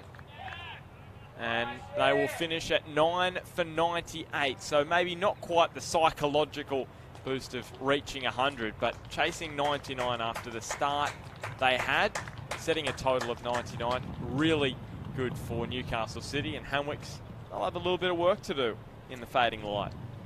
Yeah, they will. I mean, you'd have to back them in with the quality of player they got, but certainly, you know, after the start City had, I think, you know, hats off to Liam Whitehead and Liam Case. That was a great partnership from the young guys that set City up and gave them. If one of those goes, one of those, that we would have been probably looking at whether they're going to get past that Stockton score, setting some other record. that's exactly right, Peter. And at 5 for 26, to be told you'll end up with 9 for 98, I think the skipper, Jonty Major, would have taken that. Gives them a chance in this match, albeit they've got to bowl well, but 5 and over, it's still a little bit of an ask. So hopefully for them, they can take some early wickets and give themselves a real shot. So Liam Whitehead finishing 28 not out of 31 deliveries. Here's the question I ask. Is it worth moving him up the order for the next match and maybe working with these guys? He can nurdle a few singles, hit a couple of twos, and work with these guys who are bigger hitters who bat higher up the order. Is that a better option than have more of the the bigger hitters playing higher up the order and maybe feeling the pressure early and going for that big shot as we saw? I think with especially getting your import players and knowing how good they are, you've got to give them every chance to face as many possible balls in the 20-over fixture. And I think that's the thinking behind Newcastle City's option to elevate their 3 imports to the top order. Just because it didn't work today, I don't know that you'd necessarily have to immediately change for next game, but it definitely is an option if it happens again next game and they've got to go into almost a damage control to try and salvage something for perhaps making the finals. Yeah, I agree, Josh. I mean, I think the thing you saw today probably justified batting him where he was, because he came in and played a very mature innings, and it suited his game. And you know, if you'd had one of the big hitters perhaps there, they wouldn't have adjusted their game as well. I don't know, but look, I agree with what Josh says. I mean, you need to score runs early in these games when the field's up. That's your opportunity, and it just didn't happen for City today. Well, we will take a quick break. We'll be back in about 10 to 15 minutes, and they've got a decent chase. Hamwicks, they'll be chasing 99 runs when we come back in 10 minutes.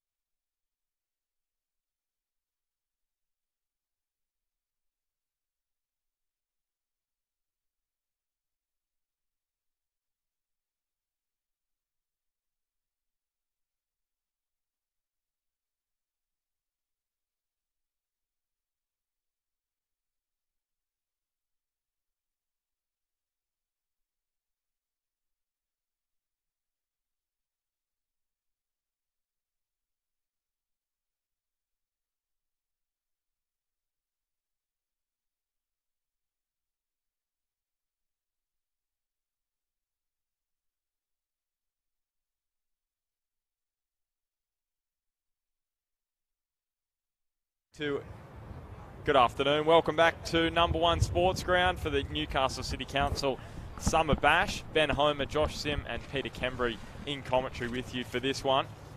And Hamwicks have got a chase of 99 runs after Newcastle City. They were in trouble early. They rallied though. And a terrific innings from Liam Whitehead, 28 not out of 31 deliveries, got them to 99. Can Newcastle City defend it? Peter, I'll go to you first. Well, they can, and I mean, I think it's I'm stating the obvious. They need wickets early. I mean, you're not. Mark Dry's a quality batsman. He could take this game away from him in the first few overs if they don't pick him up. It's going to be very hard to contain them. The field's in, and you've got some quality batting to follow. They just need to get wickets early. That's the only way they're going to win this. Well, if you're going to pick one man to have the ball in his hand, it's Sam O'Sullivan. He's taken 18 wickets for Newcastle City across the 2 competitions so far this season. Can he start them off on the right foot? I thought that was down leg side and no wide. Maybe it's just brushed. Grabbed a bit of thigh pad on its way through. Maybe brushed the thigh pad of Ben Balcombe on strike. Maybe a little seasonal generosity from the umpires. And the wind has just picked up a little bit coming across Sam O'Sullivan, so it'll help him take the ball away from Ben Balcombe. And that one dropped a little short, and immediately he goes on the attack, the wicket-keeper batsman. Straight down the ground for a boundary. He's certainly seen it with a bat in the hand. No excuses this time. If you did miss it, he got struck right in the lower region when he was wicket-keeping, an area you don't want to be hit. Ben Homer in commentary here originally thought it was the thumb, but Pete and I had to... Well, you sometimes see wicket-keepers wheel away in immense pain when it's hit them on the right on the tip of the finger. So that's why I was immediately thinking that. We just had to advise that there may have been a south region thumb. That was a better ball from Sam. That's really the length he's got aim for him. I'm going to be really interested on the subject of wicket keepers and maybe bring it up a notch in class, the commentary here. But is watching George. I mean, George Lavelle behind the stumps there. As I said, he's picked up a contract with Lancashire. It'd be good if he got a chance to come up and to the stumps and put his wicket keeping skills on show. No runs there for Balcombe. I've heard Sam O'Sullivan's keen to go overseas as well to the UK. I think didn't he have a season last season? Yeah, I'm pretty sure he must have. I heard that along the grapevine. Look, I think any young cricketer, it's great to go over there, you know, just for the camaraderie and the life experience, but also just playing in those different conditions. Particularly for bowlers, it's fantastic. It gives you a lot more. Oh. Don't get as many flat decks as we sometimes can get in Australia with the hot sun baking it all week and rocking up to your home ground to find it's baked solid, lose the toss, bowl on an absolute road. No, it's certainly it's much more friendly to bowlers. So the regular wicketkeeper's usually Whitehead? That's correct. But when you got a bloke of George's pedigree, when he's played an under-19 test for England, I think as a keeper, you're probably going to... You've got to go that way, don't you? You've got to go that way. Into the first over, none for 4, the Pumas, so he responded well after he was thumped back over his head for a boundary, Sam O'Sullivan. And George Lavelle, playing for North Sydney, as we mentioned, the wicketkeeper, former under-19 wicketkeeper for England. Playing in Sydney at the moment alongside Ryan Van Kemenade, and Dylan Hunter also out there. He's playing with Randwick Petersham currently. So we've got Van Kemenade now on to bowl, their import. Very handy quick. Had a great season in first grade before he went down to play with North Sydney last year. Yeah, he did. The year before even, sorry. He did. And like Dylan, they're 2 City juniors. It's good to see them prospering and you know, making a go of their cricketing career while they still have that opportunity and the opportunity to come back and play for their club. It's just fantastic to see them come up here. It'd be easy to say no midweek, but it shows, it's really testament to the culture of the club, really. Shows how much they do love their original club.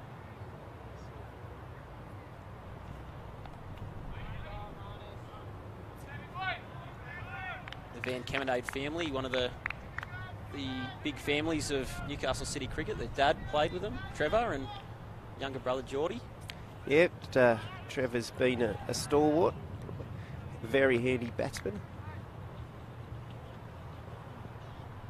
Oh, played a game of Masters with him there a couple of just before Christmas. How have the Newcastle City Masters been going? Look, pretty good. You know, the game that I played in, the last one, we pipped Toronto. Admittedly, it was a last ball victory, and we made it difficult for ourselves, but it's a lot of fun. An excellent program by the NDCA this year, and last year. This is its third year. Yeah. They've brought in the Masters program, and I know a lot of former players like to come back and have a game with their old club. Former CV's player Pete Willis, he's back playing for them. I'm good friends with his son, and he loves to tell me the old timer. He's still playing a bit of fourth grade every now and then. Yeah, he was a handy lower grader. So Van Kemenade to Dries, just rolled the wrist on that occasion. Out of the back of a hand, maybe even. This isn't a bad over, this. I mean, he's bowling to a quality batsman, although he doesn't play a lot of cricket these days. He's certainly a good player. He's just rolled that. It does come out of the back there, but look at him. He's very unlucky not to bowl him. That one a more conventional delivery, and Mark Dries pushes it out to deep cover boundary. I was wondering how good a touch Mark Dries would be in this afternoon after not playing too much cricket. I think it always shows class is forever. Well, he certainly was in good touch with the ball, so hopefully his batting's awful from a City perspective, of course. I was going to say, that's what you'd be hoping for. Oh, lovely delivery. Brings about a false shot there from Ben Borkham. So 2 overs down, and the score comparison after 2 overs, none for 5. I'll tell you what, you're going to love this, Peter. You know what City were after 2 overs? 2 for 18. Call it off. Yeah. Mercy rule. Oh, I think the DL comes in, the Duckworth Lewis comes in at 5 overs, so... Doing really well at the moment. 2 overs, 5 runs offered, and Sam O'Sullivan, 13 wickets in the 2 days this year. Just having a look at his economy rate in the one-day competition, Sam O'Sullivan. He's been a little expensive, 5.2 runs per over. He went in that particular competition. 19 overs, 5 wickets for 99 runs. Well, I think he's often bowling at the death too when you're going to go, so it's a bit hard with figures to know the context of those, but he certainly, apart from that one that went back over his head, he's been bowling quite well.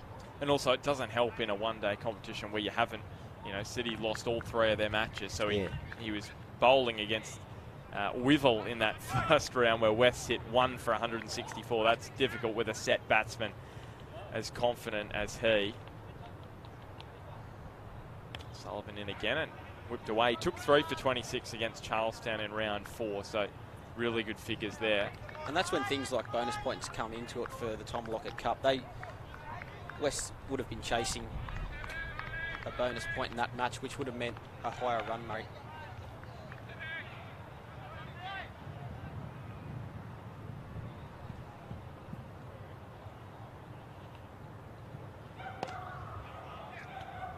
Just get through for the single there. Balcombe knocks it down through mid-on, and if you look at all City bowlers in that one-day competition, the economy rate for a lot was around the 4.5 and over mark. So while he was a little bit above the others, it was not a great Tom Lockett Cup for the Sabres.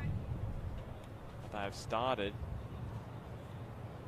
this 2020 competition with the ball very nicely. Here's another dot ball from O'Sullivan there. Putting them under pressure, and this is the issue with a small total. You think, well, maybe we don't have to go as hard as early. You pretty much see 2 schools of thought, don't you? A side comes out and just absolutely goes for it, and sides who just potentially try and knock their way into the match and not score as quickly.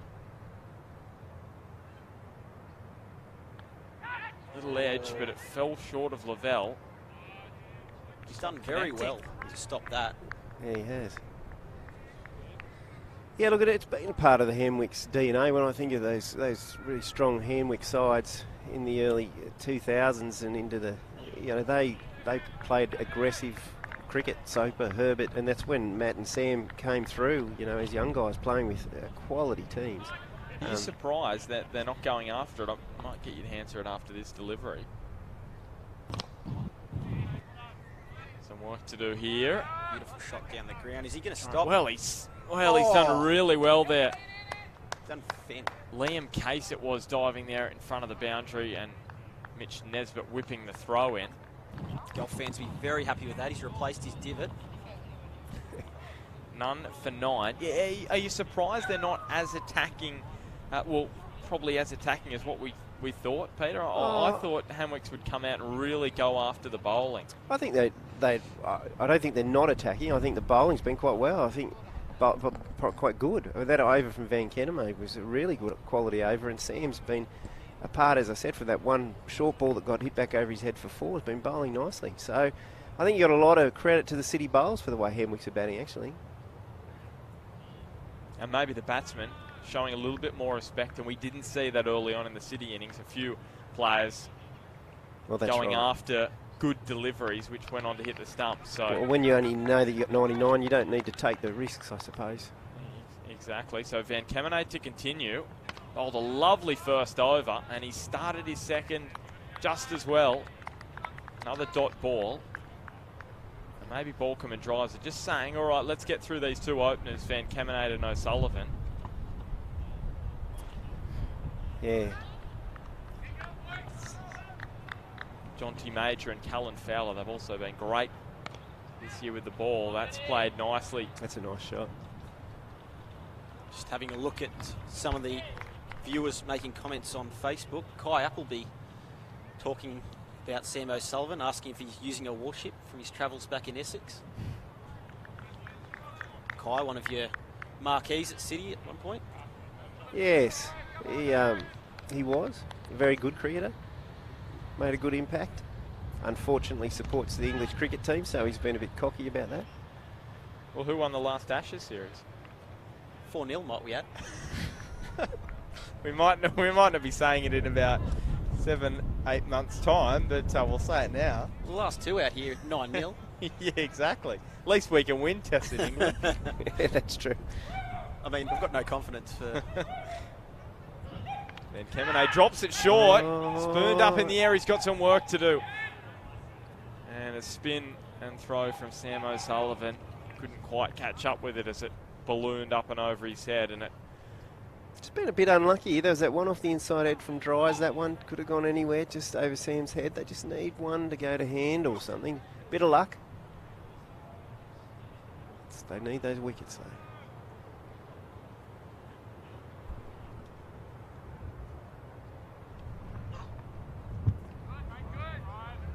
Called a wide. Was beyond the reach potentially of Mark Dries and Ben Balcombe this season. He's Hamwick's third top run scorer, 216, and he's been really good in the short format. Out the back of the hand again. He's bowling that well, Van Kemenade. It's a difficult delivery to execute out the back of the hand.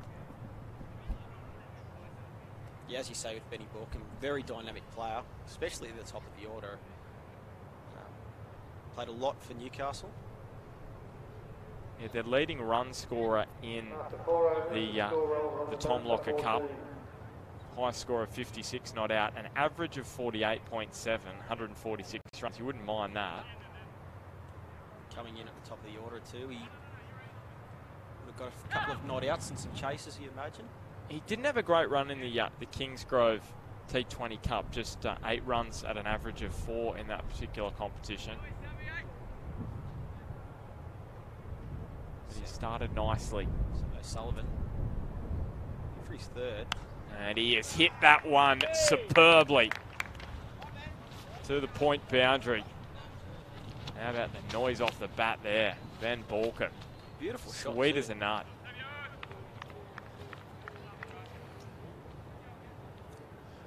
just waited on it. That's a beautiful shot, isn't it? I thought he might have mixed it up a bit in terms of the bowlers, but there's a couple of schools of thought with that. I guess he knows that O'Sullivan and Van Caminade are probably his best, and he's backing them to get wickets early. Full toss, scooped away towards mid-wicket.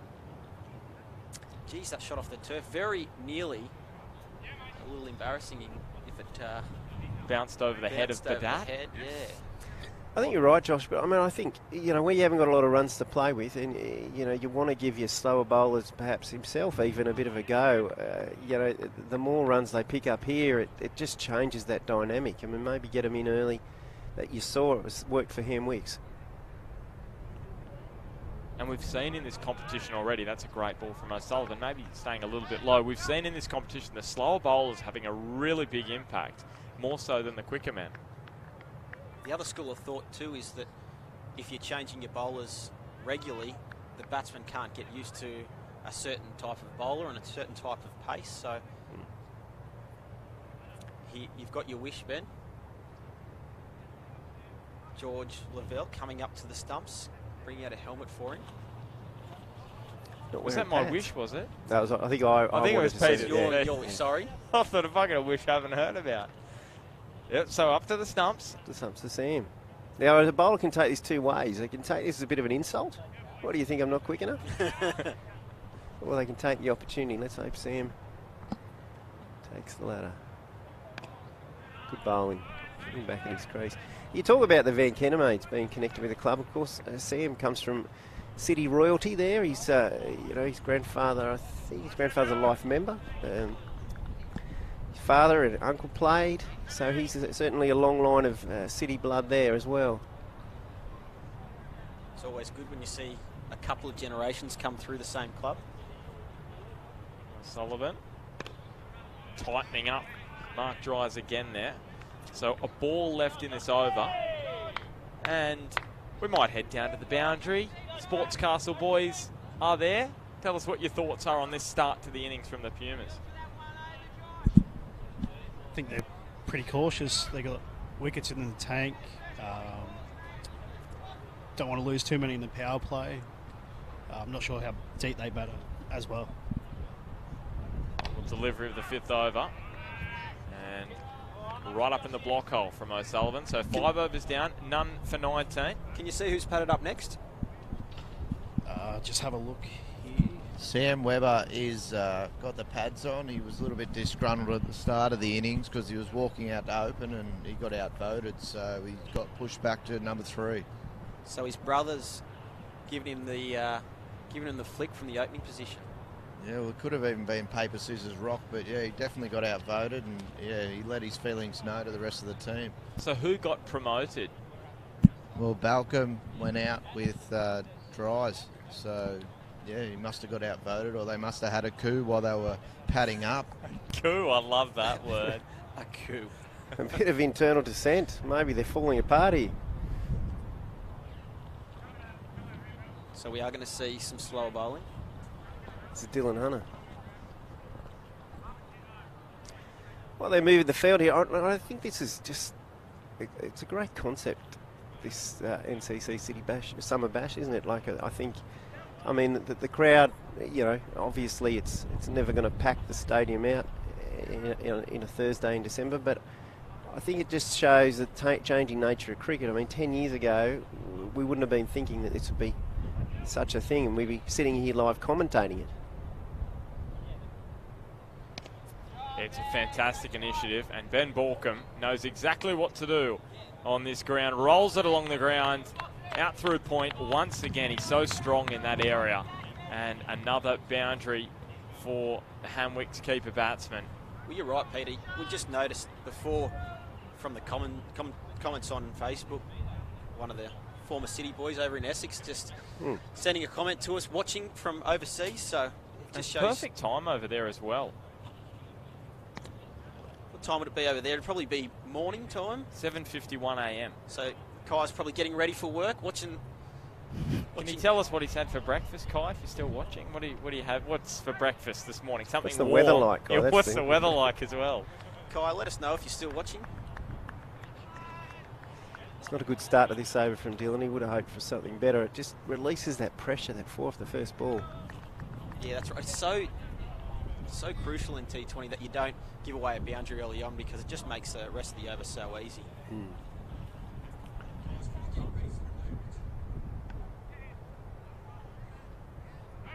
Nice shot, that one.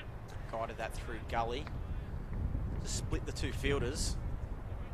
Taking a single. I've just seen a message from Ed Wharton. Another City boy. Yes, he's... has he got any English connections? Using sandpaper, though, with a question mark. Continuing the banter. And Ben Borkham, that's a really good running. Dropped it into the covers. Quickly through. Mark Dries backing up. Such an old insult, isn't it? And Ed Wharton is giving us a weather update from the UK. He's saying it's wet and cold. So we're enjoying it, Ed. Beautiful conditions here. 25 degrees, sea breeze. But great to have you watching as well. That's better.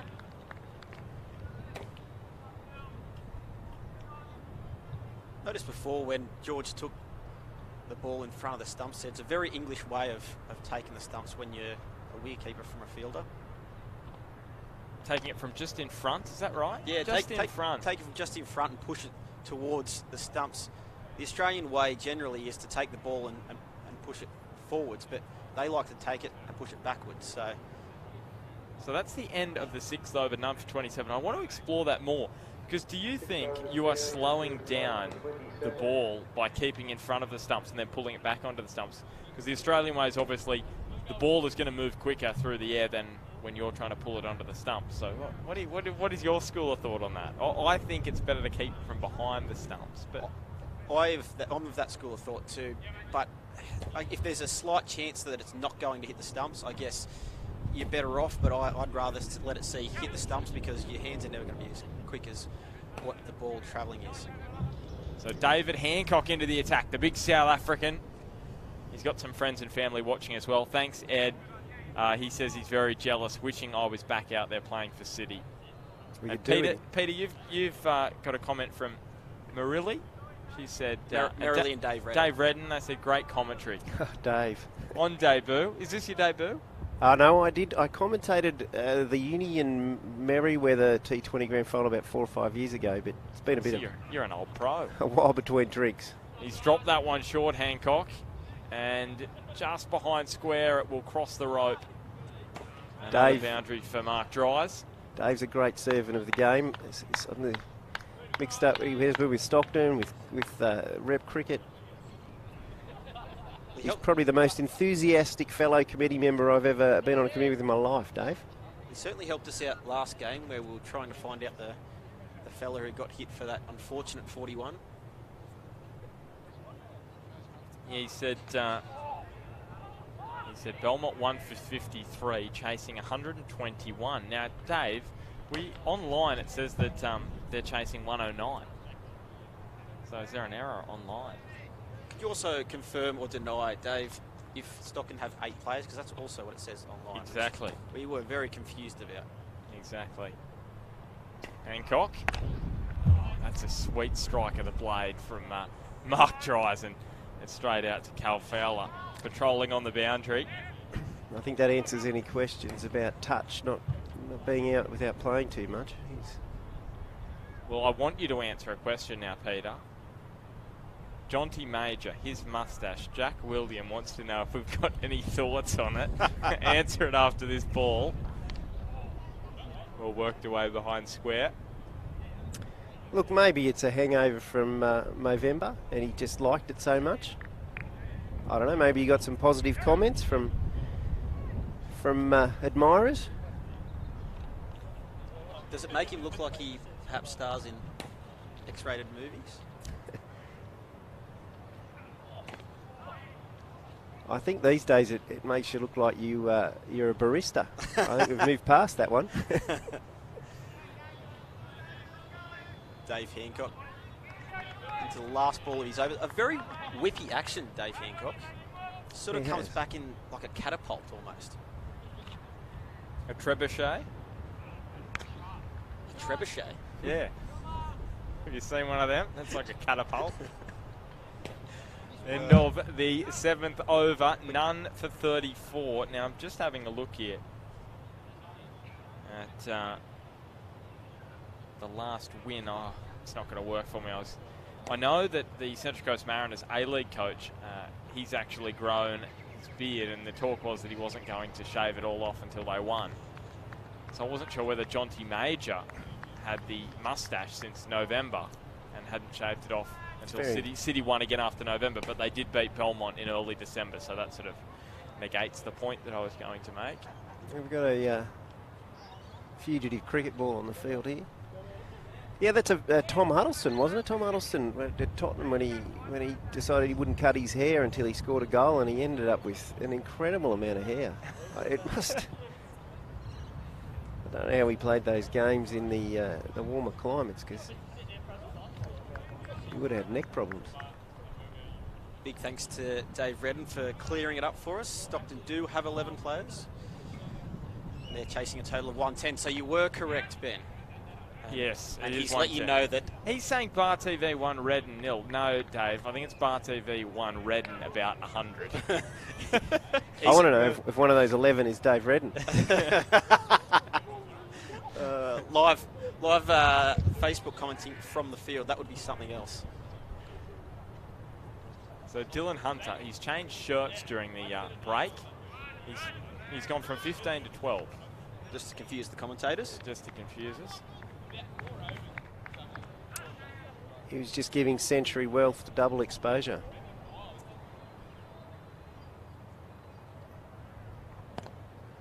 And Mark Dries, he's slid that one through the field, get through for a single. Mentioning your sponsors, Pete, you should do that right now, because we've been talking about it during the break. I know you forgot before, but there's so many great businesses and people around the region. Malcolm works that one. I think that's right. I mean, and clubs, struggle for that. There's a lot of competition, and I think events like this give the clubs a great opportunity to give exposure to their sponsors. Malcolm just rocking back again, loving that cut shot. And the thing, ball of the 8th. This is the final ball of the 8th coming up. They really need a wicket here. I know that's stating the obvious, and I hate it at home when the commentator does that. But they do. Oh, well, they got the next best thing, a dot ball. But the run rate, you must be pleased with that. We will talk about that in just a second, but just let's talk about your sponsors, because they deserve recognition. All sponsors of local sporting clubs deserve recognition. They do, and I referred to Century Private Wealth there, the main, on the back. That's obviously the company owned by the club president, Steve Garrett, who does a lot for the club. I mean, these clubs operate on the goodwill of volunteers and the efforts of people, that aren't paid, and Steve is one of the great exponents of that. He was never really a cricketer himself, but his kids took to the game, and he's taken to the game in support of that. But a lot of the other sponsors for City, I mean, we talked about before cricket royalty, no more so for City than the late Cole Rogers, who was a patron of the NDCA, and he his son he works for Dowling Commercial, and Dowling Commercial have been a great supporter of the club as well, along with a number of ex-players at Lake Timber and Hardware, Cook Elevator Services, Tantos IT. I don't know if Nick knows anything about his computers, but his brother certainly does, so I mean, I think that's the network, and that's the importance of having a good culture in a club, because it brings in people that are interested in it, and giving the opportunity of those for those people to give some exposure to their brand, and also support some infrastructure in the community. I did before refer. I talked a bit after this ball. Here's Cal Fowler. Big appeal. I just think he wanted to clear his lungs there. He was by himself on that appeal. That's a massive appeal. 10 wickets for him this season in the two-day competition. Over at Thornton, we would be issuing him with a $1 fine. Single appeal. Well, that's gone somewhere. And it's will it be under taken? Oh. No, it's over the rope.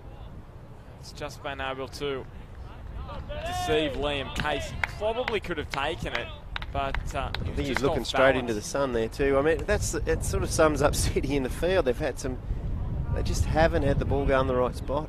A couple of close things. Well, that's what he needs to do. Toss it up. Charges down the wicket, Ben Balcombe. He's been doing most of the hitting. Mark Dry's just happy to work it round for ones and twos. 22 not out. Seems like this over they've decided this is the one that they're going to start to have a bit of a go at.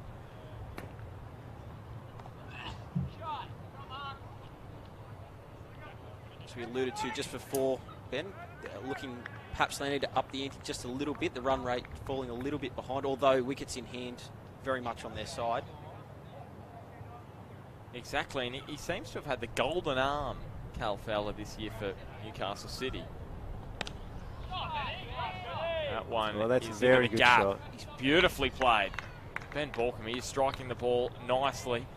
A second ball, this time over the rope. I should say over the rope on the bounce. So piercing the gap very nicely. What do you think he's thinking is here, Josh, coming round the wicket?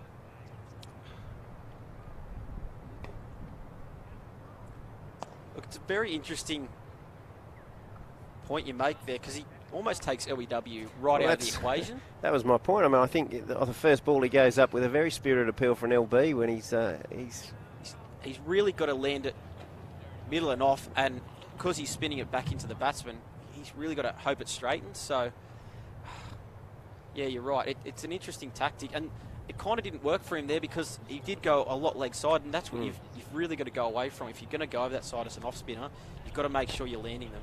Yeah. So a couple of boundaries from that over, none for 49. Yeah, I mean, that's the trouble with not taking wickets. You only need that an over like that, and the pendulum swings back in terms of the run rate, and that's what's happened here.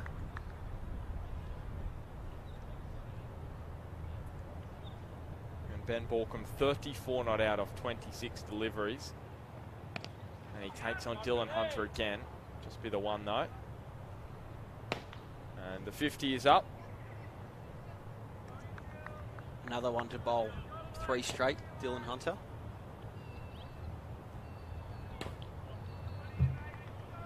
His previous 2 going for 9 runs.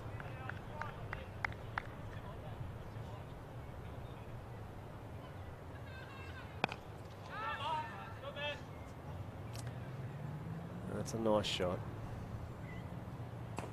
You can just feel the intent's risen just a little bit in the last couple of overs. I know there was never really a hell of a lot of pressure, albeit they were behind the run rate, but they've just decided let's sort of try to consolidate this position, you feel.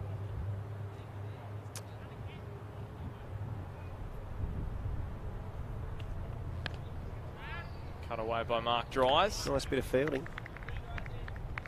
Sam O'Sullivan there at point. Fast bowler. Is it time now, Peter, to try something out of the box? Oh, I think that's right. I think you've got to do something. Whether that's the man with the moustache himself, he's the captain, bring himself on. He's got some wickets this year. He can be expensive, but sometimes those are the kinds of bowlers that can get you 1 or maybe 2 wickets, and 2 wickets would be ideal for them at some point. Oh, just to get a new batsman out there and just to change the dynamic here. And these guys are set. Balcombe's looking really good. Can't believe it's the same guy that couldn't pick the ball up as a wicketkeeper, isn't it? He's hitting. And he's even closer to the ball. Maybe his view was obstructed. Now, we've actually been stitched up here. It's Dylan Hunt, not Dylan Hunter. It's been written down wrong. In the team list we've been given. So sorry, Dylan, for adding an extra ER to your last name. I apologise. There is a Dylan Hunter that has played for them.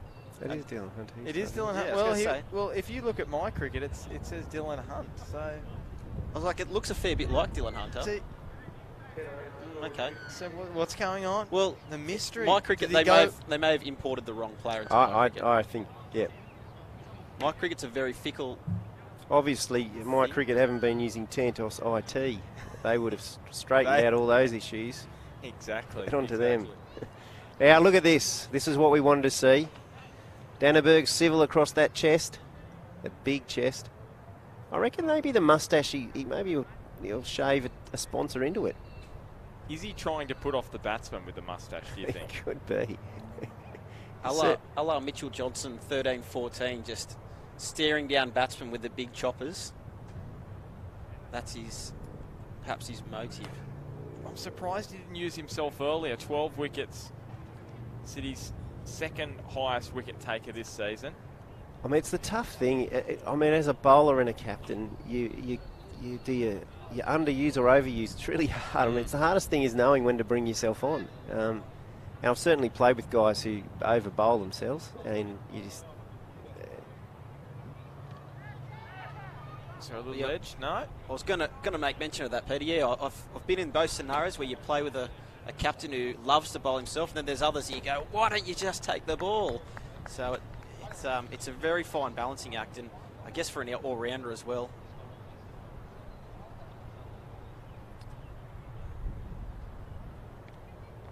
He probably sees himself as that third or fourth change bowler where he probably just doesn't give himself enough credit for where he needs to be bowling in the order. So.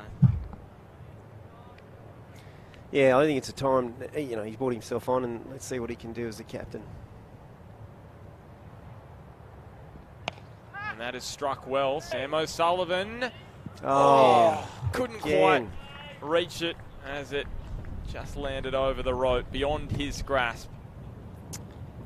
He went for the spectacular. It looked like it was just hanging in the air there for a while.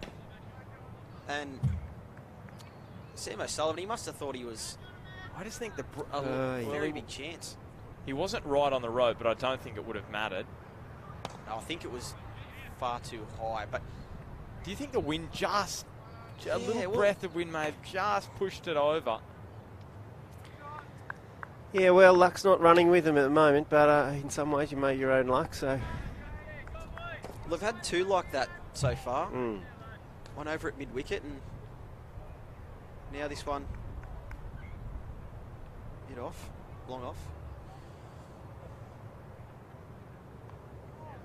Tries with an under edge, and that is racing away, giving Mitch Nesbitt a bit of work to do. I'll come back for a couple. So they're doing it nicely now, the Pumas. None for 66. As you say, it's been expensive so far, but it hasn't been a horrible over. No. He's created something. He's made the batsman play, and that's ideally what you need to be doing. That's right. You don't bowl into contain at this point in the game. It's a beautiful shot. Tall Hancock doing the work.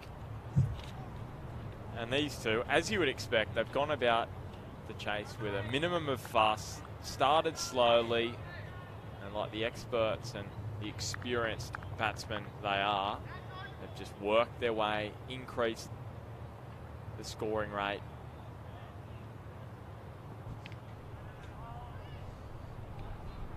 Dave Redden just making sure that we knew it was Hunter. Thanks, Dave. I knew you would clear it up for us in case we had any doubts.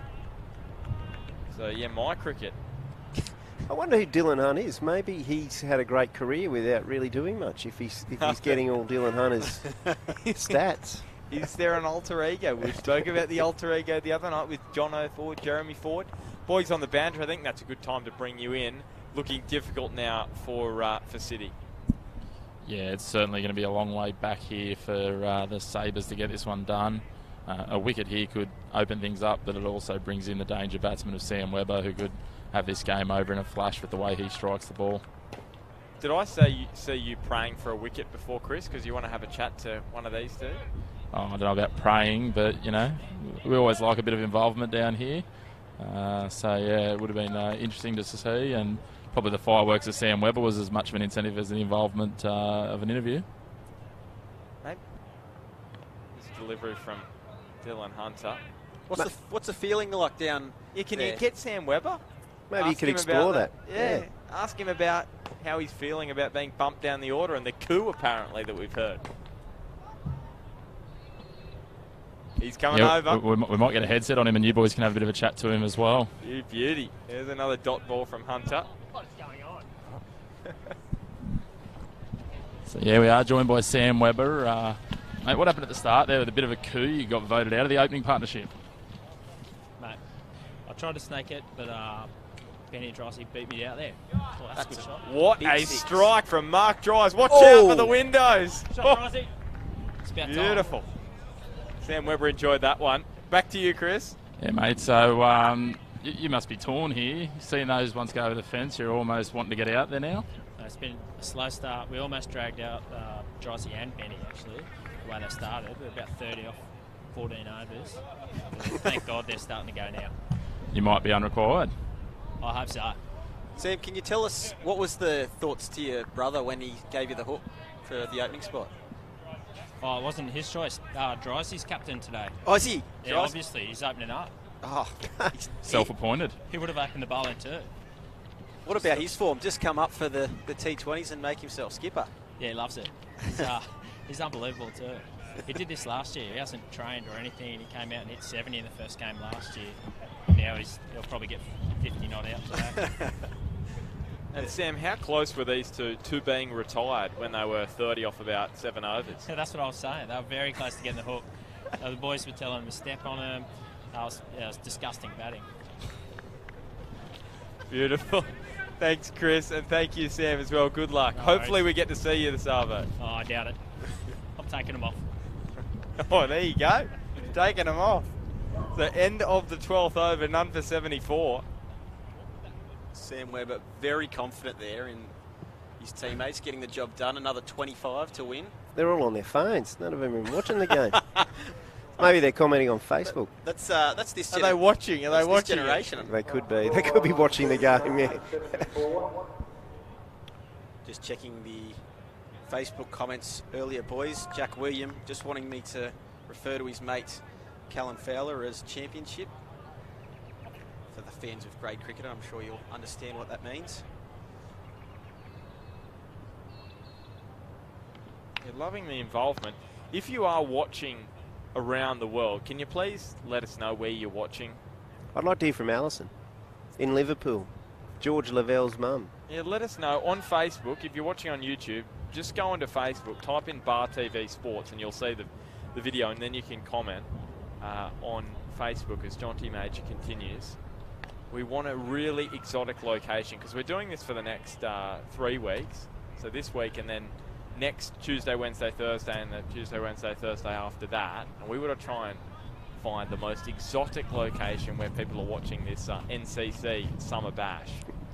I think last night we had Kent in England and Dubbo were the most wide and varied, Ben. Dubbo, I love that. I've never heard Kent or Dubbo described as exotic, but they certainly vary. Let's work with what we've got. Not even people from Kent or Dubbo think they're exotic. No. Well, we've got They do have exotic animals in Dubbo, so maybe Graham Symes is watching from Joburg in South Africa. Does he know Lovely to have you with us, Graham. Mr. Hancock? Is there a connection there? Oh, I'm certain there must be. That's hit quite solidly by Mark Dries. Well picked up by Sam. Yeah, really good fielding. Lovely throw. And well taken by Major as well. That was fired in. Well, they have fielded better, I think. Dub Vegas. That's where. Dub Vegas. That's where Dave Redden is watching from. Is he? Doesn't mind Dub Vegas. Dave does fancy himself as a chef and has got his own website with recipes and the like. Perhaps he's running some culinary classes out in Dubbo. Teaching the locals some cuisine. Could be. The final ball now of the 13th over. They're almost there, Hamwicks. They just need another 22 runs. And you sense they'll do this in a canter. 13 overs down. None for 77. Just an update from over at Waratah Oval. The Whips Belmont closing in on a win, only needing 4 runs with 9 overs to come. Marcus Hainsworth 57 not out, striking at 183. So pumping them around the park. Excellent. Thanks for the update, boys. And thanks for the update, Nathan McGuinness, as well on Facebook. Punching some time in the office, we hear. Hopefully he files the paperwork. Looks like the Hamwicks boys have got a little bit bored down here. They've created their own game in the dugout. What have we got happening down there? Oh, just a little bit of one hand, one bounce tennis ball cricket by the look of it. That was knee cricket, is it? Yeah, knee cricket, that's the one. So they've obviously given up on chance of being required, these boys. It's usually a dressing room go-to when it's raining, isn't it, Peter? Yes. Van Kenemate's back in the attack here. Look, I think they've got to get, I mean, without saying again the obvious, of wickets, he looked very good when he bowled early, so...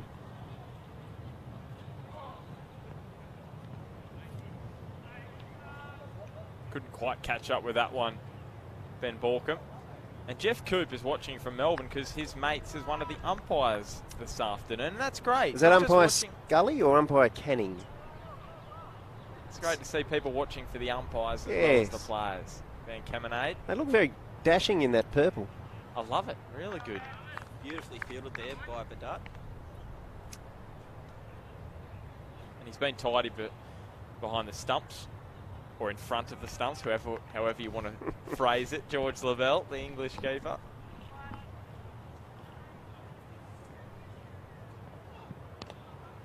Is that slower ball?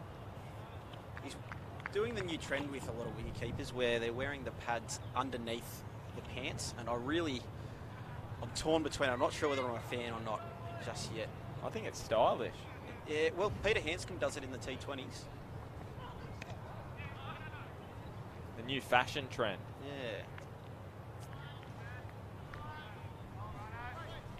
Is there anything about the English and the Australian keepers wearing them differently? Back of the legs to the front of the legs or something? I don't know. Yeah, well, a lot of the English wicketkeepers are doing just that, putting them under the legs. But our wicketkeeper, Tim Payne, he's a traditionalist. He's from the older generation. Well, even Alex Carey does the pads on the outside of the pants. Wicketkeeper in waiting. Umpire Scully, we're here from Mr. Coop. Yeah. Umpire Scully. Well, yeah, a good over this from Van Kemenade. It's been a good over. And really well fielded. Beautiful stop. Goes Hunter. Well, Dylan Hunt's probably going to get any credit for it, but... Dylan Hunt on my cricket. Dylan Hunter on the field. End of the 14th. None for 78. Look at the crowd. They are enthralled.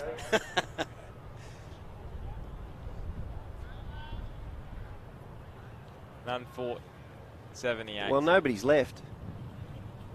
Nobody has left. 21 for victory off 36 balls.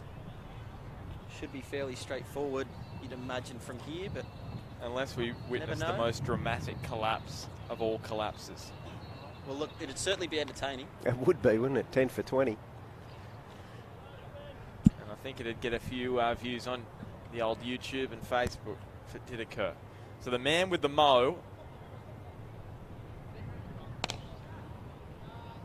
Can't quite do the job on that occasion for City. Just a single from Ben Borkham, who is nearing a half century. I'll just double check. He was 46 at the start of that over, so 47 now. The wicketkeeper batsman with the captain, Mark Dries. That one just in front of point. Hancock there.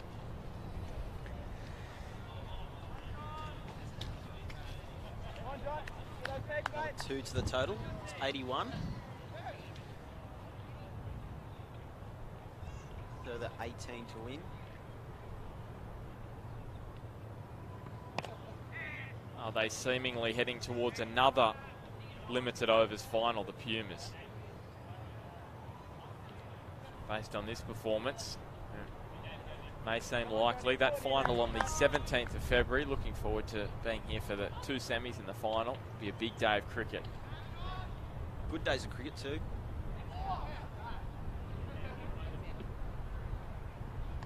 Oh. Majors, was that come back off the helmet I think it has. Of Lavelle. Those celebrations from the fielding side, you'd think they'd be There we go. keen to get one. Yeah. It's actually hit the protective padding on the back of the helmet there. You can see. Oh, it's beautiful use of his head.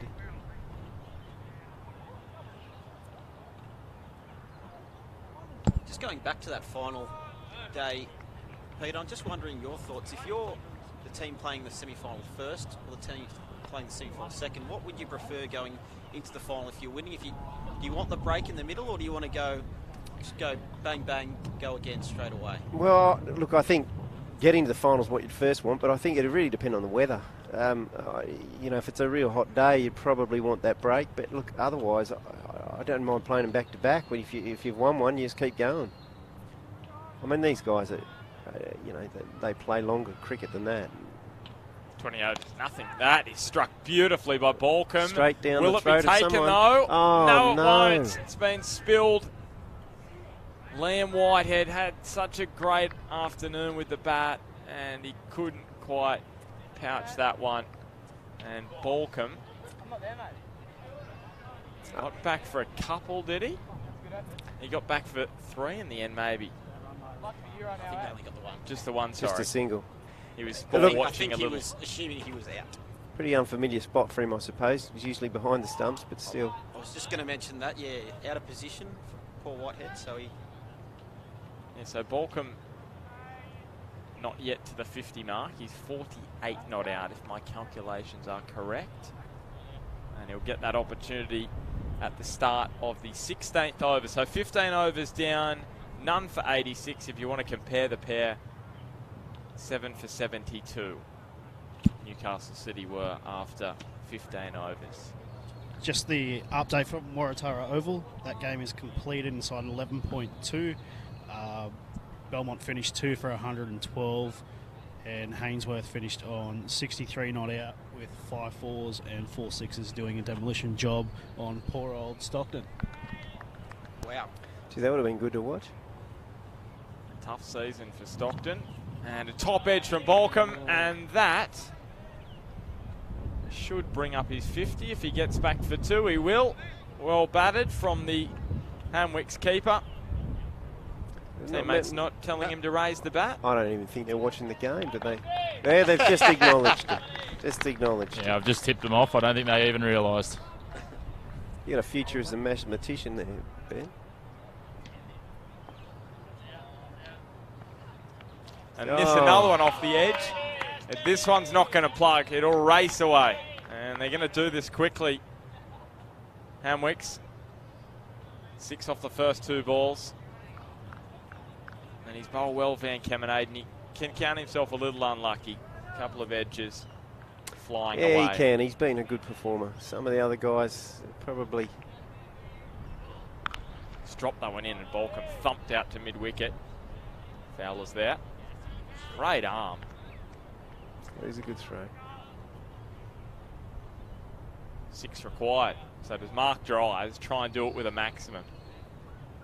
He hasn't quite got his timing today, so it'd be interesting if he did. I'm sure he wouldn't mind just feeling one off the middle. Slow That ball. was a strange one. He seemed to... I think it was another one that just sort of kept a bit low. Yeah. Just that odd dead patch every now and then. It's the same wicket all week, has it been, do you think? It has. Yeah, I'm pretty certain it's been the same wicket. It looks like they've got 5 or 6 in the square. Punches that one forward of point. It certainly has been the same deck for all 3 matches. Yeah, okay. Thanks for the sideline info. Looks like perhaps maybe a little bit tight, although it's played very well today. Yeah, there hasn't been many kept low.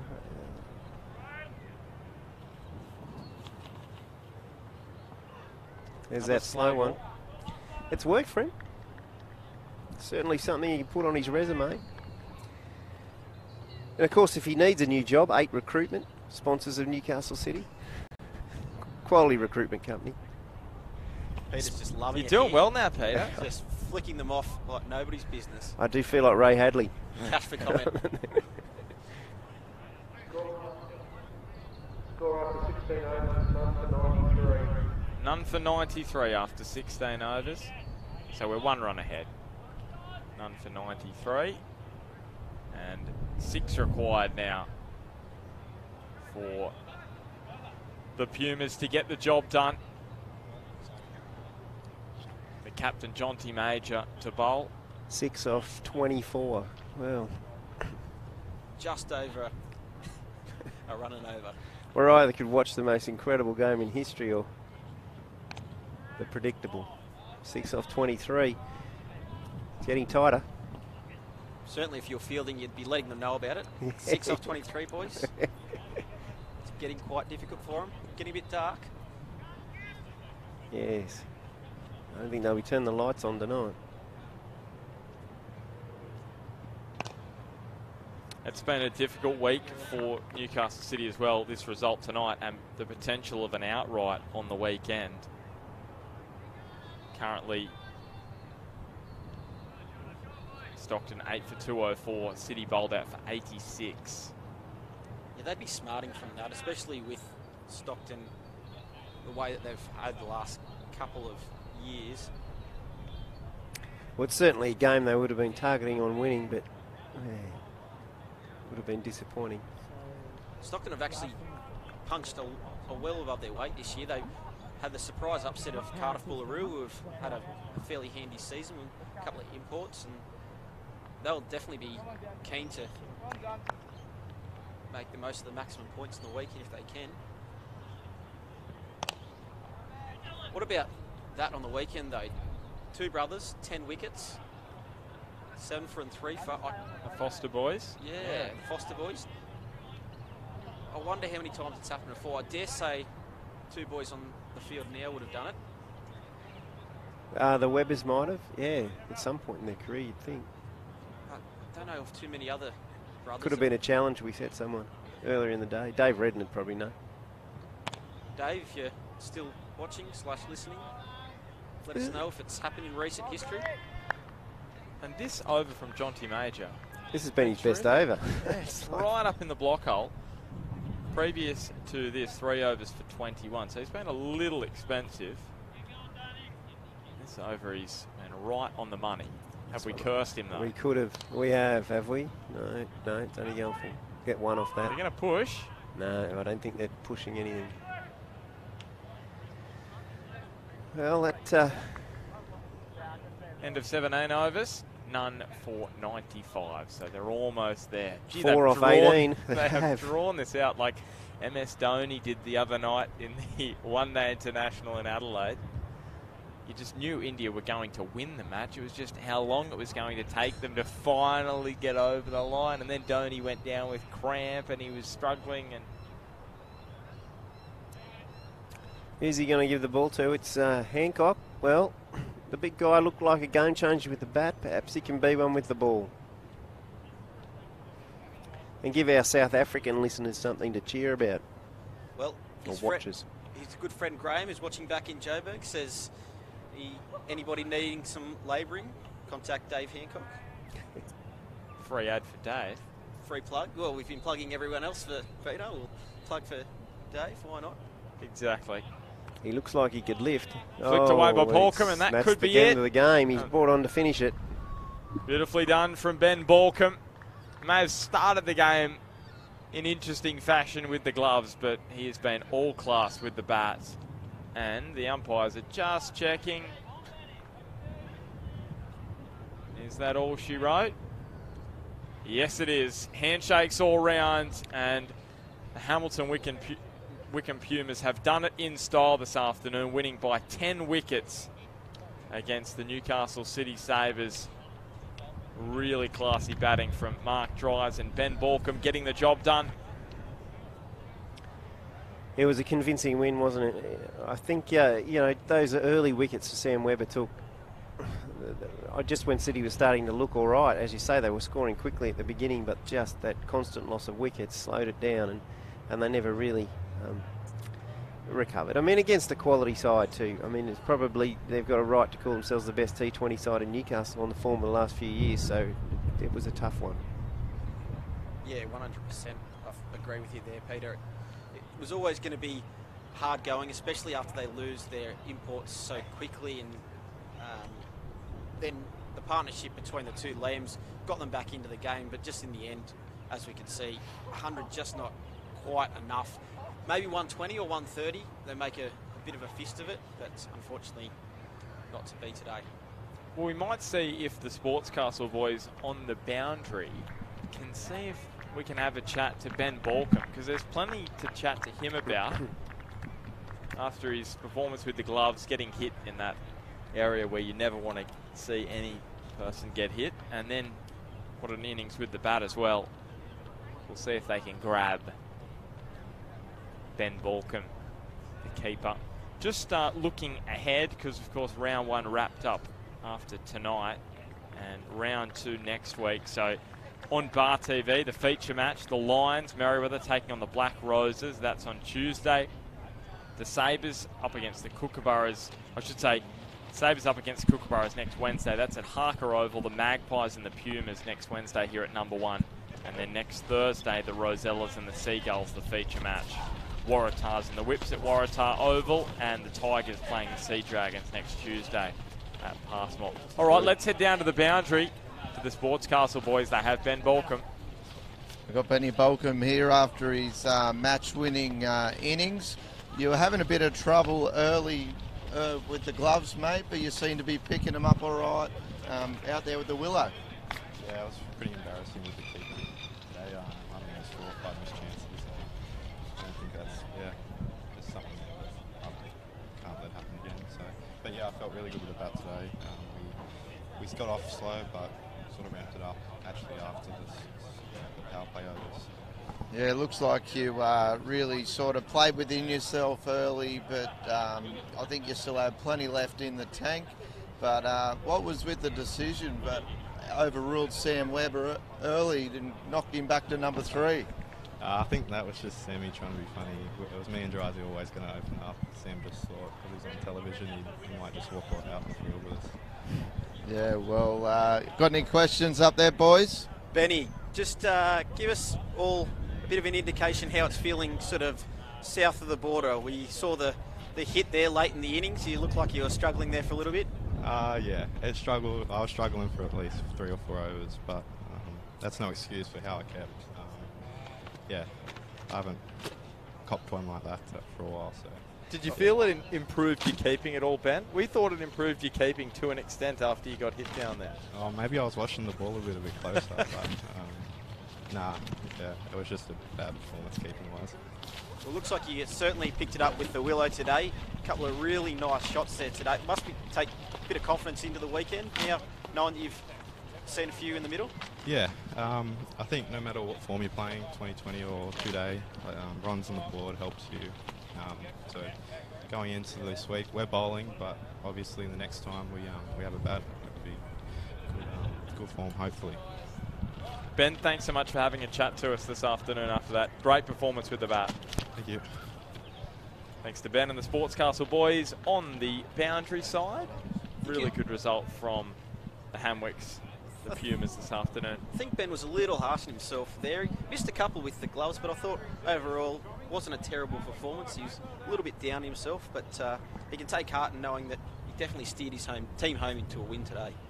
Well, I've never known a keeper that liked not taking the ball cleanly, so I think he's probably his own assessment of his performance is just, what a kind of competitor he is, and I think, you have those days, but that was great innings with the bat. I think he was, he never really looked in trouble.